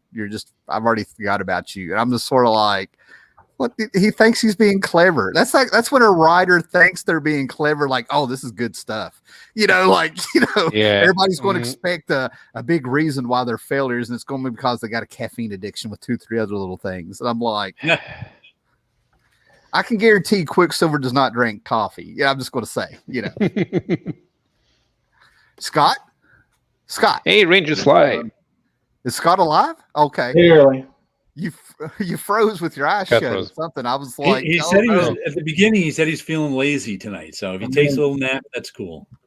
I slept till 11 this morning. I was up from 2 to 6 and slept to 11. That never happens. If I get 4 hours of sleep, I'm doing good.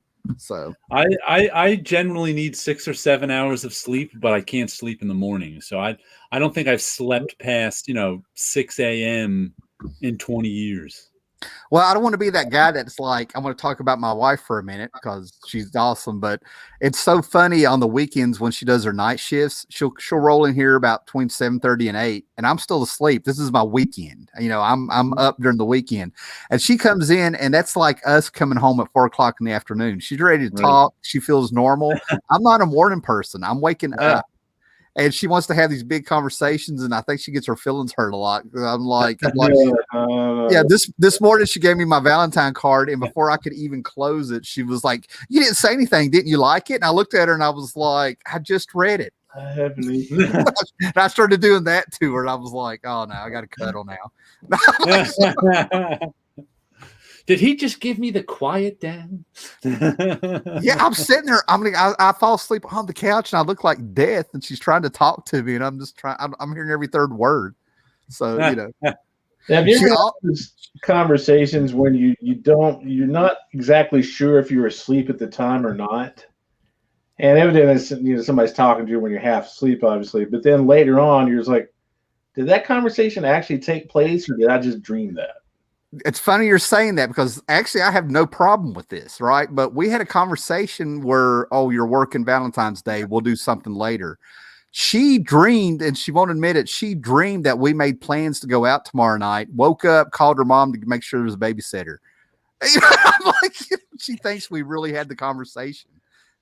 Uh-oh. Did Jared kick himself out? Again? Evidently. Let's see. Can I show anything? Nope. I'm on all I can do is see the comments here now. I got kicked out of my own broadcast again. I'm trying to think what you said that might have done it, but I don't think you've done anything. I think Tim any longer as we continue.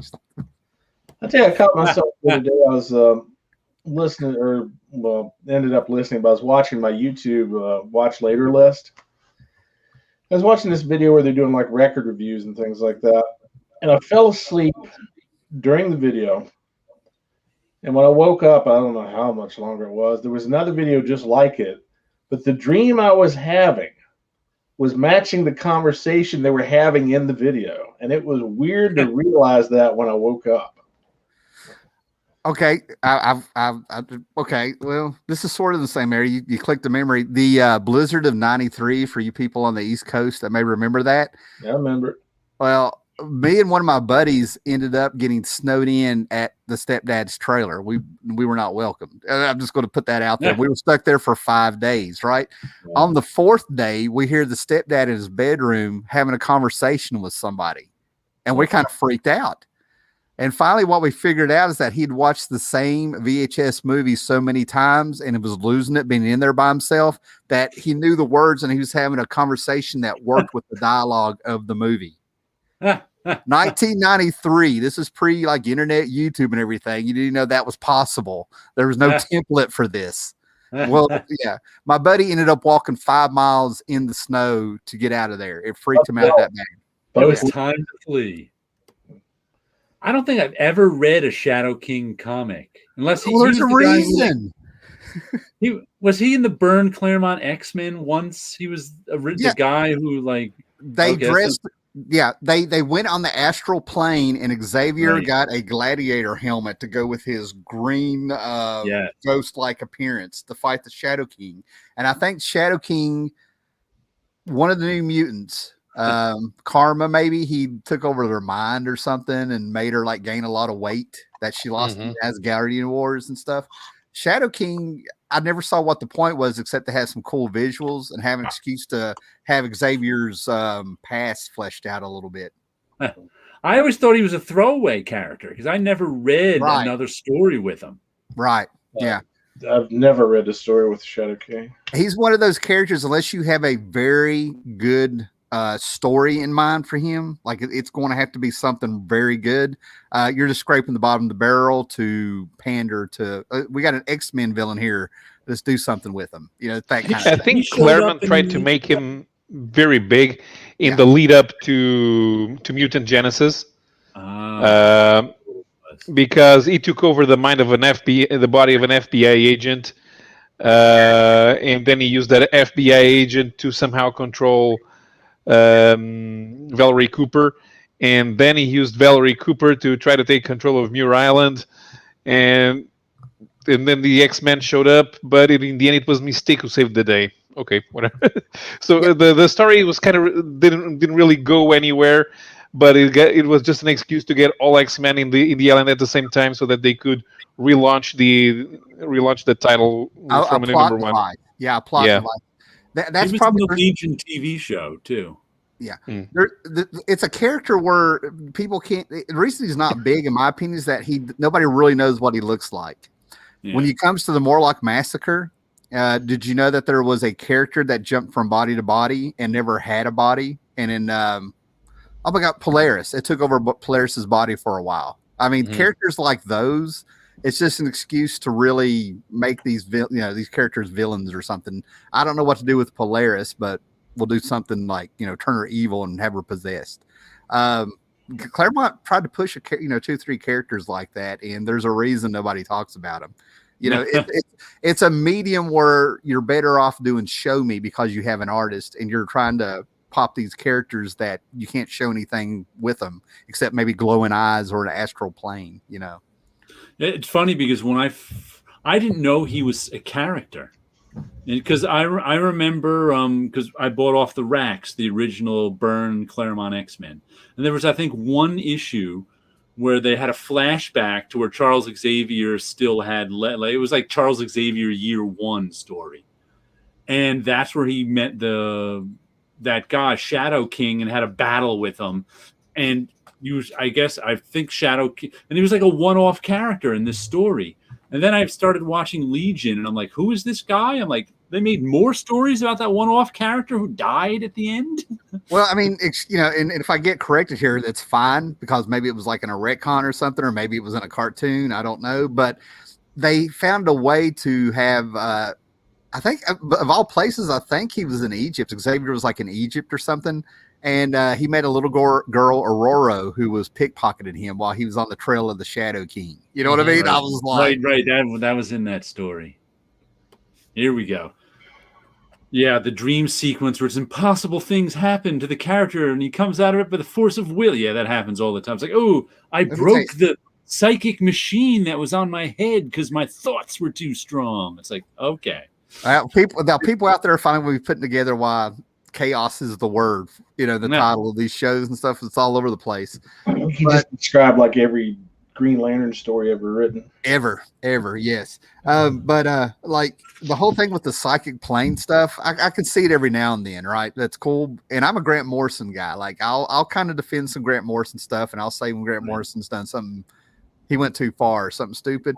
But do you realize that he had Scott Summers, Cyclops, having an affair with the White Queen on the astral plane only, and and Jean Grey broke into their psychic plane telepathically, and even had a door she pushed out like they were in a bedroom on the astral plane. So is that really an affair? if it's just happening in their minds. I don't know. I mean, emotionally, that's an emotional affair, but physical. I think when you're psychic, it doesn't matter. Everything is the same, man. Yeah. Who I'm beginning to knows? see why people hate mutants, not because they're born different and they're going to end our race, but because you do some stupid shit. You know, What they should I be. have never read a John Saul novel. So I don't know about that one. I don't know, but I like his handle, 62 Lefty Blues. I like that. I'm a lefty. So yeah. They didn't manage to get the witchcraft out of you in school. They tried. That's They just tried. Tim is not right. Yeah, they gave in and bought some left-handed scissors so I could cut that paper. They finally gave in. Yeah, I'm kind of ambidextrous now. They messed me up enough to where if I did play baseball, I would have to catch, take my glove off, and throw with the same hand. That's what they did to me. That's what they did to me. You know, trying to get that left-handed devilness. You realize Tim, if it was right-handed, he could pronounce everybody's names properly. That might be what happened. Yeah, from 78 to 81, they were on a mission to drive that demon out of me. Yeah. How'd that work out? I won, but they, like I said, they did mess up a few things. Yeah. I fought the law and the law won. It might explain why I had that aversion to authority back in the day. I'm just saying. I don't know. You know, I fight authority. Authority always wins.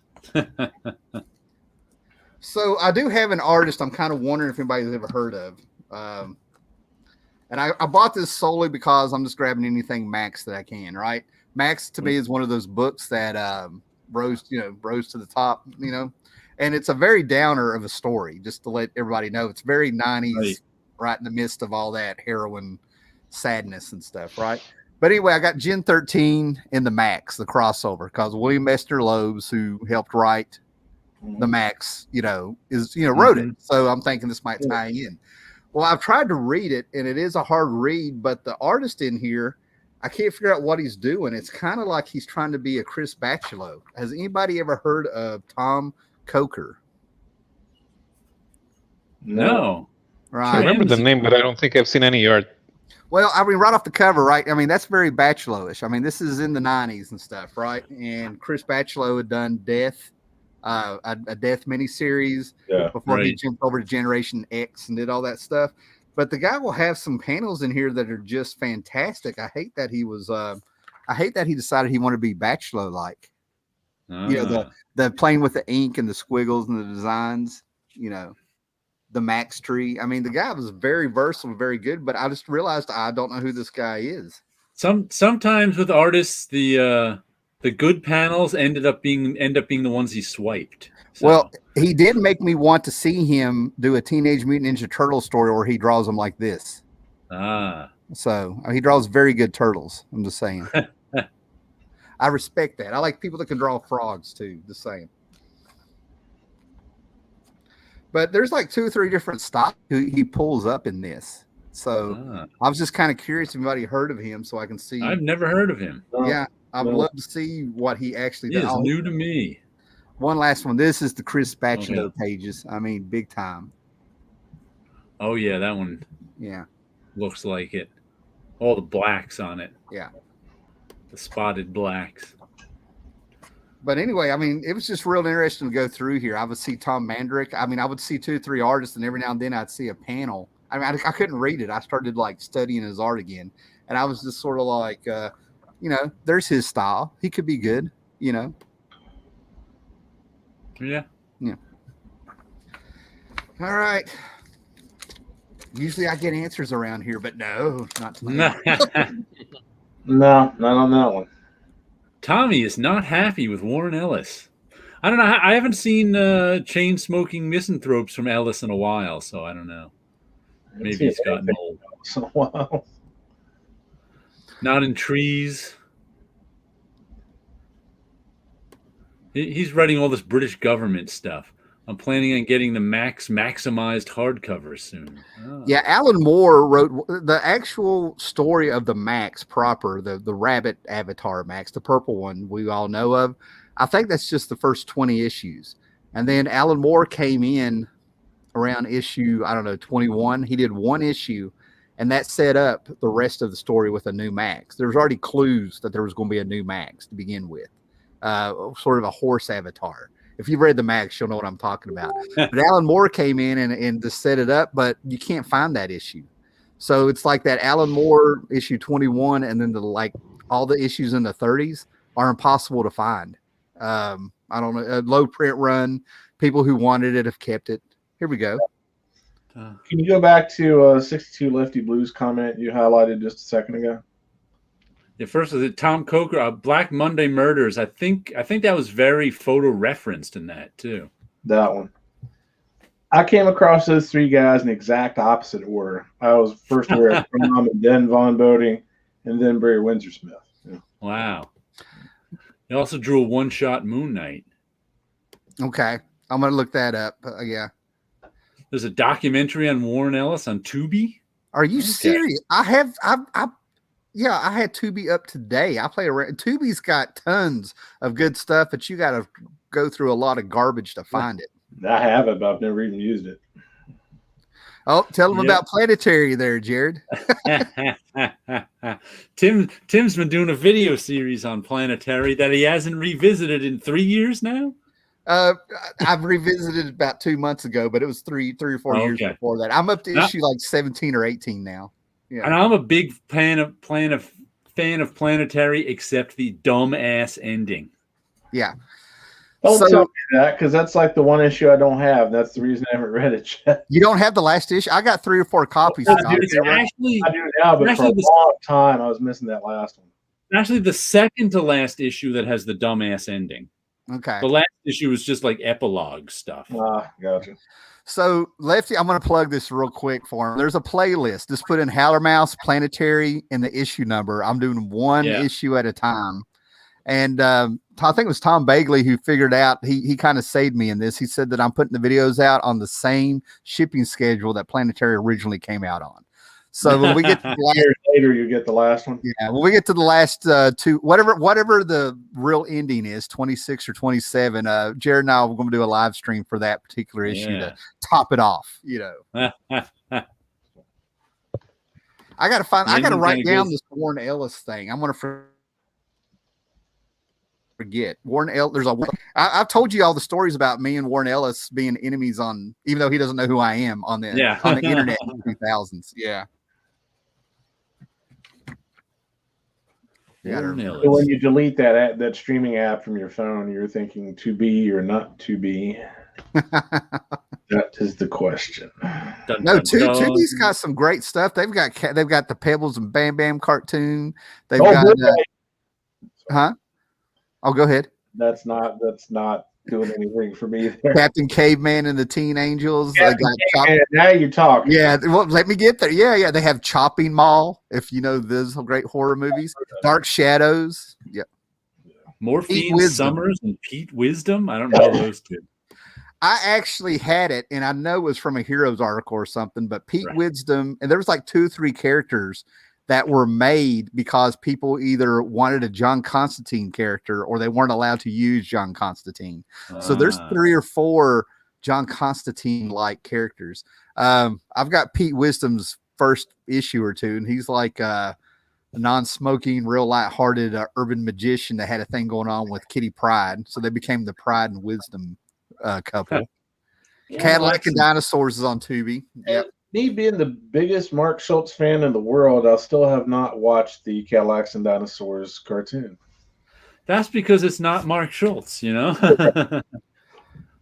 It's, Mark Schultz's work filtered through a lot of other people. Yeah, like I said, I found some really good stuff on Tubi, but you've got to go through and find it. Yeah. They have a ton of the 80s and 70s superhero cartoons that you can't find, like the Ruby Spears Superman. They even have the Mr. T cartoon on there. Yeah, I peep fool who watches that. T and the T-Force. Yeah, then I'm watching they have like Gary Anderson's Thunderbirds on there. I've got a whole bunch of Ultramen that I watch, but they don't dub them over in English. So speaking in that vein, Thunder the Barbarian is getting a Blu-ray release. Yes, I'm there. I'm so there. My bootleg that I bought at Heroes Con, I'm ready for something that doesn't have the Cartoon Network logo on it. I'm ready. So. Jenny Sparks sure was a chain-smoking misanthrope. Yeah. What else would the spirit of the 20th century be? I'm trying to think what the decade was where she was a complete slut and owned it. It might have been the 20s. I don't know. And then she spent like 2 decades, just all depressed, So, I have to reread. There's so much stuff I want to reread. Jeez, there's so much new stuff. I read 3 new things today. Yeah. Well, I mean, there's so many, there's just some cool stuff where they're their own little universe, and right now they're cheap. They really are. The Warren Ellis coming on Stormwatch, building up to the Authority, and Jenny Sparks. I can't remember if he actually wrote that miniseries. I think he did. There's just some really good stuff out there that people don't talk about, and it's in its own little corner over here. I mean, you can feel. If it's not related to a movie or TV show, people have forgotten about it. Yeah. Top 10's a good example, though. But Stormwatch and Authority. I got like Steve Ogden. There's a bunch of us that are fans of it, and it's part of it's like Starman, James Robinson's Starman. There's some good stuff out there that's been left alone, hasn't been exploited, hasn't been retconned, hasn't been messed with. It's just there. Bang was solidly okay. It was Miller who did the Jenny Sparks mini. There we go. Bang was who wrote Bang? Was that Matt Kint? Or was that it was just last year I picked up the mini. I think Sleepy Reader and I are the only 2 picking it up. That's the only reason I know it is because you were talking about it. Right, and it was solidly okay. It wasn't great, wasn't terrible. It was a lot of it was like an introductory story. It was like a 6-issue introductory story to this universe kind of thing. Yeah, Jenny's mini. Yeah. It's Bang is worth getting 1 through 6 for $1. I know I paid $4 for all of them, and it was solidly okay. Yeah, he got. I would definitely rather have paid $6. James Robinson, he's a great writer and stuff, but I really do believe if you go by his work, he's really disillusioned. He did an Airboy miniseries. Steve Ogden made sure I picked it up. Charleston 66. I made sure I picked it up, and I read this thing, and it's an enjoyable read, but James Robinson really comes out pretty depraved in this thing. And then there's a part where he talks about, well, this happened, and then I made my comic book villains movie, and all this stuff went down and happened. And he just hit this point where that's why this book's had such a dark tone and stuff. He made himself a character trying to write an Airboy comic. Sounds like you just grabbed Howard Chaykin. Oh, yeah. I mean, it's one of those things where I have the books, but I felt very dirty and needed a shower. Like I saw a 70s Grindhouse movie after I got through reading it. Somebody showed their penis. I don't know. I don't remember who it was. I blocked it out. I love when you're reading an interview with a writer and like 10 years later, he's like, I was going through a divorce then. That was really dark stuff I wrote. Yeah, that's why Peter David killed Betty Banner. They said, your Hulk stuff's getting dark, man. You want to go ahead and kill Betty in it? Yeah, I'll do it. He jumped right on that. And I'm getting messaged. Oh, man. And they'll have to wait. I would say Warren Ellis's writing on the Authority influenced all of comics 5 years later. Yeah, and I'm glad. I can't remember if Ellis actually acknowledged it, but that was actually a really good time for comic collectors, at least, because I was on these message boards and stuff, and I loved how everybody picked up that Squadron Supreme from the 80s and Kingdom Come sort of influenced it. And that was it. I mean, it was like, it influenced. It's in that vein that they're doing their own thing with it. Nowadays, you do something like that. Now, Ultimates was also an example of what I call cool moment writing. Yeah. Where the whole, and it was very popular, like for about 5 years, where the whole story would revolve around one cool moment of, something happens, Cap showing up at the end, dun, dun, dun. It would be like 3 pages of boring and one cool moment, and everybody would love that cool moment. Yeah, the Ultimates, I think, is where it was really odd because it's not so much I followed Mark Millar's career. It's just that I read Grant Morrison, and Grant Morrison was always throwing him a bone. You know what I mean? Like it's what it felt like. Yeah. He starts on Swamp Thing. Morrison's on for the first 4 issues or something with him. That kind of thing. So by the time the Ultimates came out and stuff, and it was so late in so many things, I I think that was actually the kind of start of the decompressed storytelling, because they actually had issues where they would sit around and say, "We're so bored," and then what did they do? They had Captain America smacking Giant Man around for throwing ants on top of the wasps. There was just cruel stuff going on in there. It wasn't real. It was one of those things where they're trying to make a real world, but in their mind, a real world is just full of nothing but hostility and terrible things. Just had a $1 million idea. You could do a new Sea Devils series, and they all have the bends, and they're in a decompression chamber, and so the book just drags and drags and drags, and it's decompressed writing. So yeah. Yeah. Glacier Reality said then they tacked her on. She's in a coma, but not dead in the Peter David's final issue. Yeah. Okay. Peter David actually got to return to the series a few years later and wrote a fantastic story that had a mystery villain. There was some good stuff there. 50 miles per hour. I wonder what happened between those two. I mean, Yeah. You made a Scottish man mad, and the two Scottish people I know will hold a grudge. I'm just saying. He didn't compare himself to. This doesn't stand. Yeah. I remember that. Yeah, cool moment writing still persists, but everything was cool moment writing, and from 2002 to 2005. Everyone is calling out for new Sea Devils. Miller killed America dead, then he kept politics clear and open. I messed up thinking I was buying the second part, Ultimates 1, and end up buying Volume 2, Episode 2. Yeah, keeping track of those Ultimates wasn't easy. I've done that with my Warlock reprints. There was two different sets of reprints, one of the 80s and the 90s, and I didn't realize it, and they still linked up. I looked up, I would always say Mark Gruenwald always got Captain America for me. That so many writers did get... Captain America is like this authoritarian figure to so many comic book writers. I guess it's the rebellion and authority against him. But to me, Gruenwald always got Captain America in that Cap was his effect on the people around him. People wanted to be better because they were around Captain America. Right. That's why in Gruenwald's run, there were all these low-level villains who wanted to reform and hang out with Captain America. Yeah. And I think most people did not get, the Avengers Cap was always like this authority figure who Hawkeye rebelled against. Yeah. Grunwald and I think Roger Stern and John Byrne, to me, got Captain America. Those two writers. Right.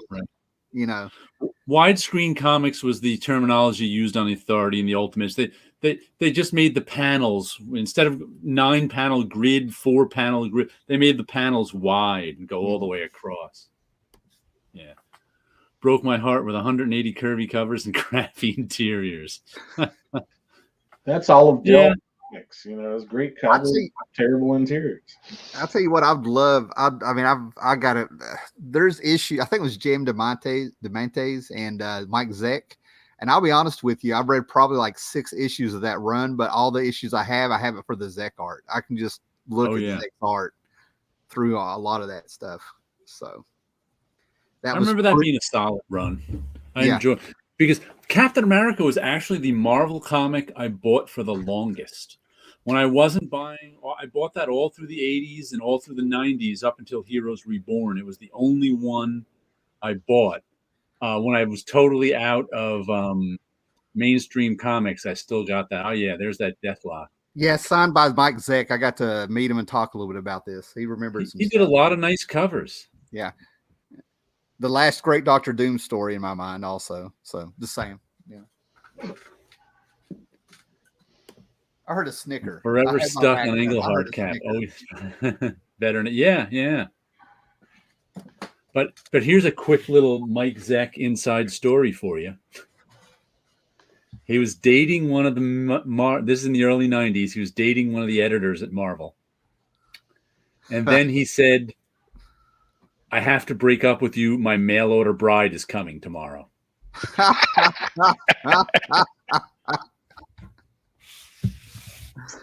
Oh, that's great. And now he works for Renee Whitstatter. I wonder if it was her. No, anyway. That was her. Oh my God, that's great. What we got here? Imagine hearing that. You got free shipping. Yeah. Imagine hearing that. What? What? Did he really have a mail order bride, or was he just trying to get rid of her? Because that was something No, I he would really do. had a mail order bride coming. Wow. That story alone would make a good comic story. Uh-huh. Yes. Somebody Yeah. said something about Englehart's Captain America. Yeah, at some point you have to think, when you get old enough, you have to think about what's going to happen to all your comics, and you may as well sell them if no one in your family wants them. Where did that come from? Oh, this one? Okay. That's right. He sold a 5,500 comic collection about Yeah. 5 years ago, because my son had zero interest in them. My kids aren't getting my comics. You know, They're I going in the coffin. I had the dream that this was going to get passed on to a third generation, and I quickly found out, oh, hell no. You know, keep your Pokemon cards. You're not touching these. But yeah. Tim made I'm going to have a pyramid built, and I'm going to seal myself with all my comics inside. I always wanted a pyramid too. Slab yourself. I have said that there's certain books that may be put in there with me. You know, I'm just saying, Like Booster I Gold. sold my Hulk 180 and 181 a couple years ago because I needed the money. I sold possibly the worst copy of Hulk 181 ever, and it was crazy. I think it had to be a 0.0. It was one that I was given as a kid, and it was trashed when I got it. Yeah. And it sold for like $500 on eBay like 3-4 years ago. I mean, it was a 1.0, I would say. Yeah, I sold whoa. first issue of Men in Black back when it was actually worth some money. It's not now. Yeah, so many people do not realize that's a comic. Yeah. I don't think that was the end of Zek at Marvel. I think he hadn't been there for a while, because this was like 1990, 1991. It was that long ago. And I don't even remember Mike working there at that time. 2008, I sold my Spider-Man 300. Like I said, I was going through a divorce, and my ex-wife happened to live beside when she was in high school, and her parents still lived beside of the DA for the district attorney, and she babysit the kids. So he was giving her advice for free. So divorce sucks. And I ended up selling Spider-Man 300 that I bought off the rack. But the one that bothered me a little bit is I had Werewolf by Night number 32 out of my stepdad's collection. That thing had never been bagged, never been boarded. That stuff probably had pot cut on it at one point. I'm not joking. So I had this floppy little messed up, wrinkled up copy, and I got sick of seeing the thing. It was like the sore thumb in my collection with a Teen Titans book that kept popping up in all my boxes, and I would just toss the thing. That thing did not become worth money until late 90s. I'm just going to tell you. And we already had this thing since it came out in the 70s. So right. I sold it for something like $175. Thought I was getting a deal. Wow. To the same guy who's now a lawyer. He was going to school at the time. And now he's a lawyer. And I'm like, I sold it to the enemy, man. No. Did you ever hear the story of the copy of Walking Dead #1 that got graded like a 1.0?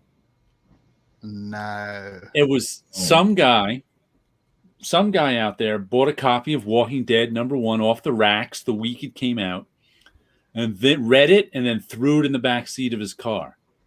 And it stayed there for months on end, maybe a year or two. Right on. And then he heard that comic was worth $1,000 or something. So he looked around, dug it out of the back seat of his car,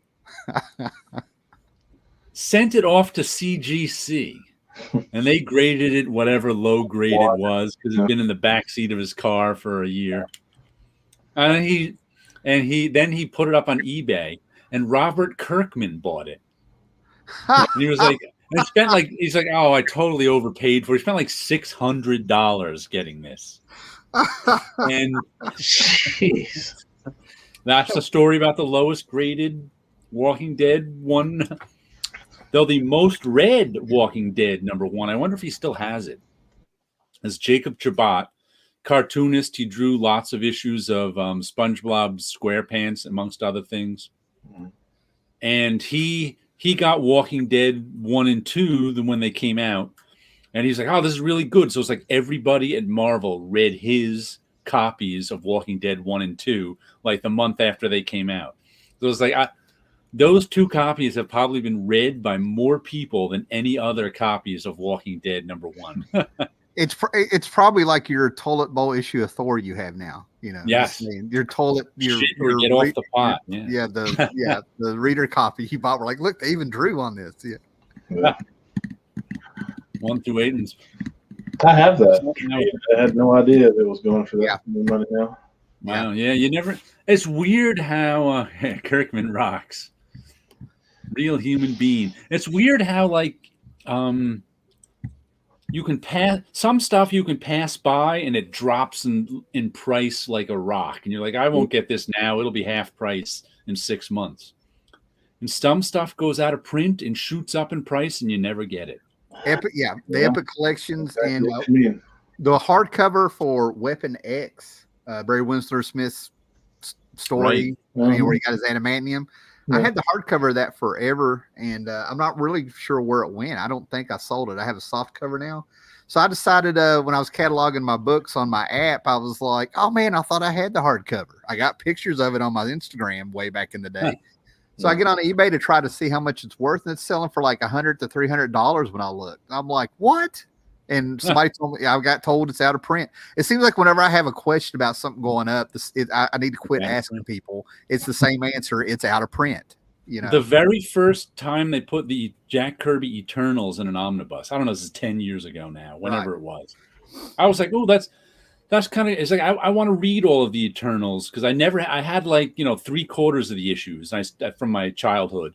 And I was like, I kind of want to read that. All those omnibuses are cool, but it was full price at that time. I was like, I don't want to spend $80 or whatever it is to buy it. And we'll see if it comes down in price. A year later, it was like $200. I ended up buying mint condition copies of the whole series on eBay for $20. This is before any talk, years before any talk of a movie. So it was just like, all right, I'll get the comics. That's just as good for $20 instead of $200. See, this is why when I talk about comics back in the day and all that stuff, this is why I joke around and say this is like our Vietnam. Anybody, I'm willing to put money on it. And there's very few things I'll do that with. But I'm telling you, anybody who has been collecting comics for any substantial length of time is going to have these stories. I passed this up. I sold this. I had that. I was sick of looking at it. Mine's Werewolf by Night number 32 floating around my house for almost over 20 years. Yeah. Just like I was sick of seeing it. It's like, God, I just didn't get that out of here, Yeah, well, I don't remember my first comics. I remember when I was 10, Hulk 200 was the first when I started collecting comics. I had comics before then, but it's strange that I don't have much of a memory on them. It was with Hulk 200 that I realized they all went in order and made one big meta story. Yeah. That's when I became a comics collector. Well, the Stepdad's collection. Yeah. The Stepdad's collection, like I said, I think he was 17 the year I was born. Okay, so whatever, 17, Anyway, the whole point is that he had X-Men number 3, and the way I remember it, any books I read was from X-Men number 3 up, in the Silver Age. And he was like a huge Doctor Doom fan. So anything that had Doctor Doom, he had it, and all this stuff, right? But anyway, he remembered having Fantastic Four number 1 in his hand, and his mom would not let him buy it.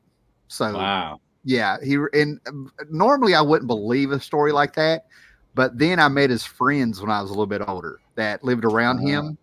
He went off to the Navy, and when he came back, his grandmother got rid of his comic books. Now, here's what's so bad: they're on top of a coal mine in town on a mountain.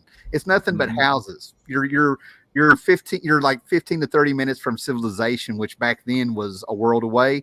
So when he would go see his friends after getting out of the Navy, they would sit down in front of him and pull his comics out and read them in front of him.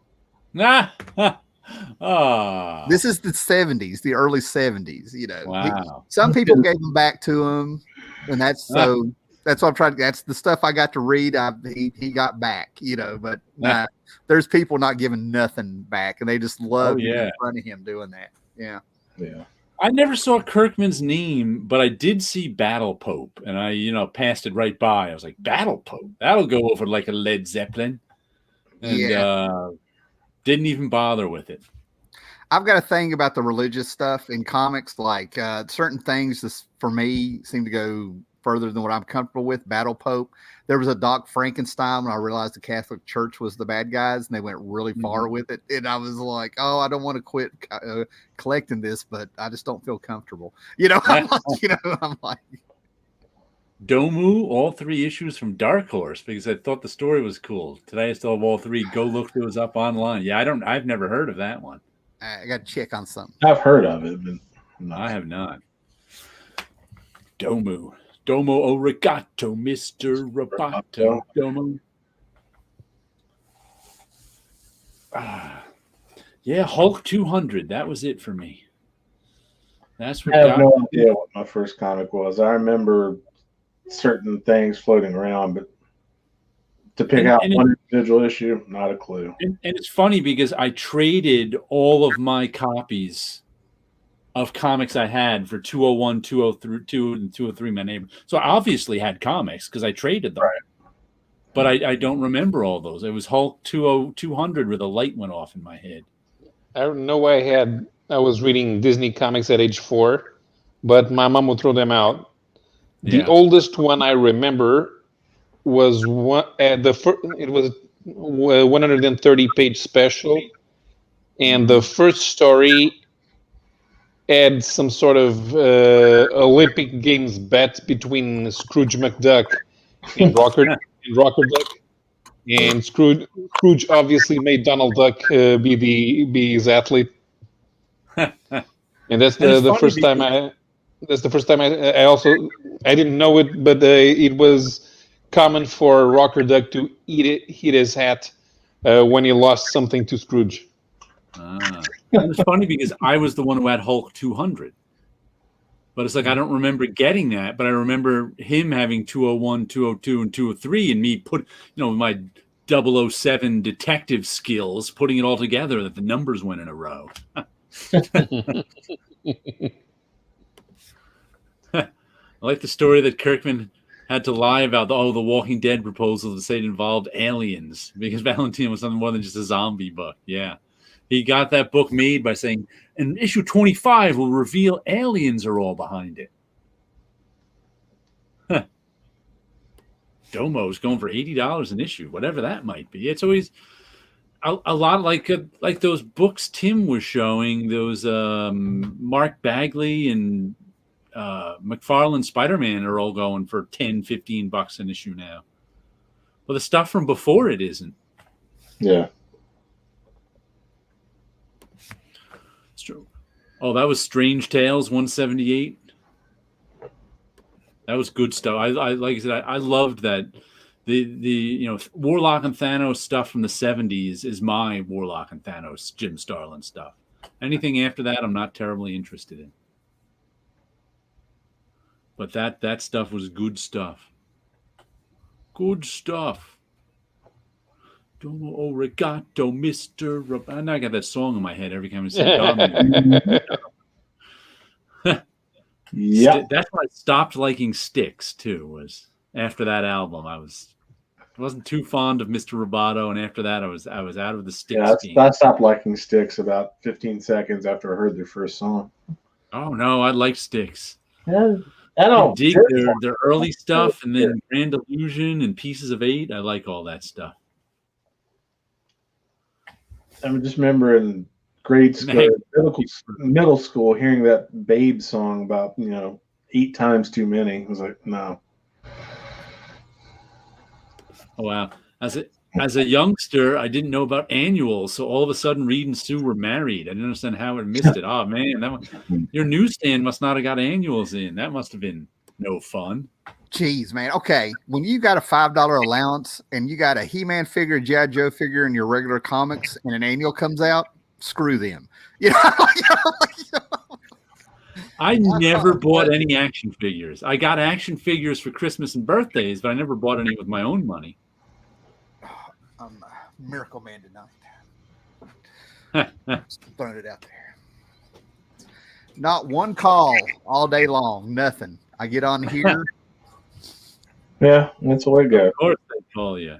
It just amazes me. I mean, it's a regular thing. I don't get it. So I think they see me on here sometimes or something. No, we're on your channel tonight. It's not that.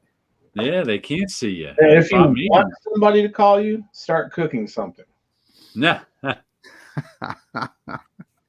There's been a guy that's been he's got a toy show around here, and I talked to him last year pre-COVID, and I mean, I'm sure he's a nice guy, but it was just so weird. He had all these rules about what you could and couldn't sell. It was really strange. And finally, I just bowed out. And he's been calling me constantly, and I just don't like answering. I really can't deal with you right now. I got a lot of work.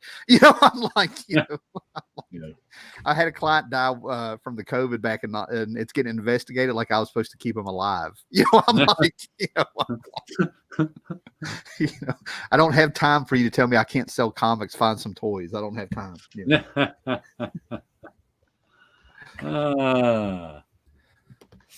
Now all to do have that song that just doing the. Luckily, I don't know that song very well, but it's always the songs you don't know very well that get stuck in your head because they're stuck because you only know that one or two lines. I'm trying to stay on topic with comics, but they're just switching the memories and stuff. In 1996, we did 3 weeks of training in the Mojave Desert, and there was an actual like little club or something called the Twilight Zone, I think. We all got pissed off at the place. So when they played the Macarena, we started a mosh pit, and the DJ was behind his booth on the microphone going, "No moshing, stop the moshing." And like about 5 of us got escorted out, during the Macarena, I can remember back in my going out days, I used to, and convinced other people to do, Shout, the song, Strong Shout from Animal House and many other things. At the end, you do the worm to it. No. I used to like to do the worm to random songs. So at the end of random songs, you just start doing the worm. Well, I remember at that club, one of my buddies was talking to a girl, a local. This is Nevada, we're in Colorado, Nevada, wherever we were at, right? And all I did was walk up to the girl, and I was going to say, "Where'd my buddy go?" She turns around, looks at me, and I get one syllable out. She goes, "No." And I went, "That's not what no. I'm not trying. Where's my no?" And that just pissed me off. That set me off so freaking bad. I walked away being a gentleman, and then it just like dawned on me. I was like, "Bitch, you'd be lucky." I was like,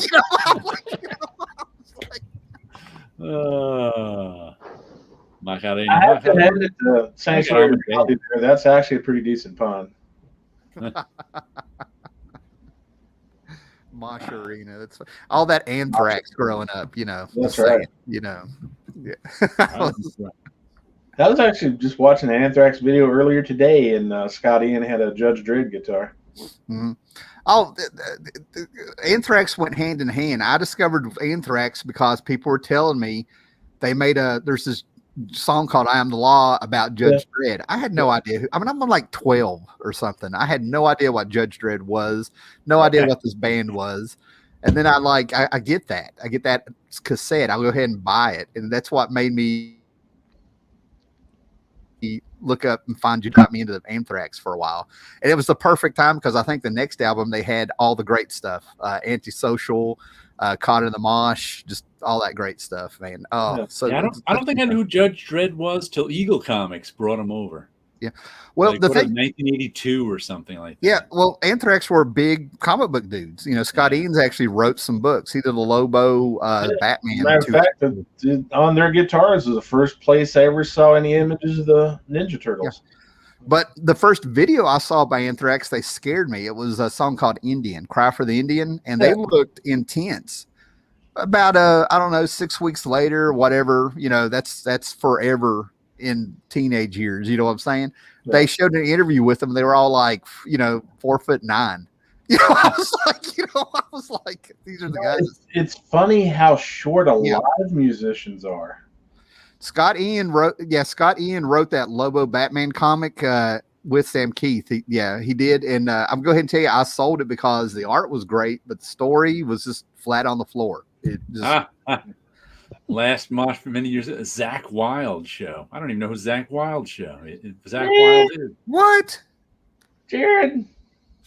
Well, before he had Who's Black that Label from? Society, he had a band called Pride and Joy. Am I wrong? Was that the album name or the band? He had a song. He had a song where he's playing banjo. It was called "Losing My The Mind." name of the album.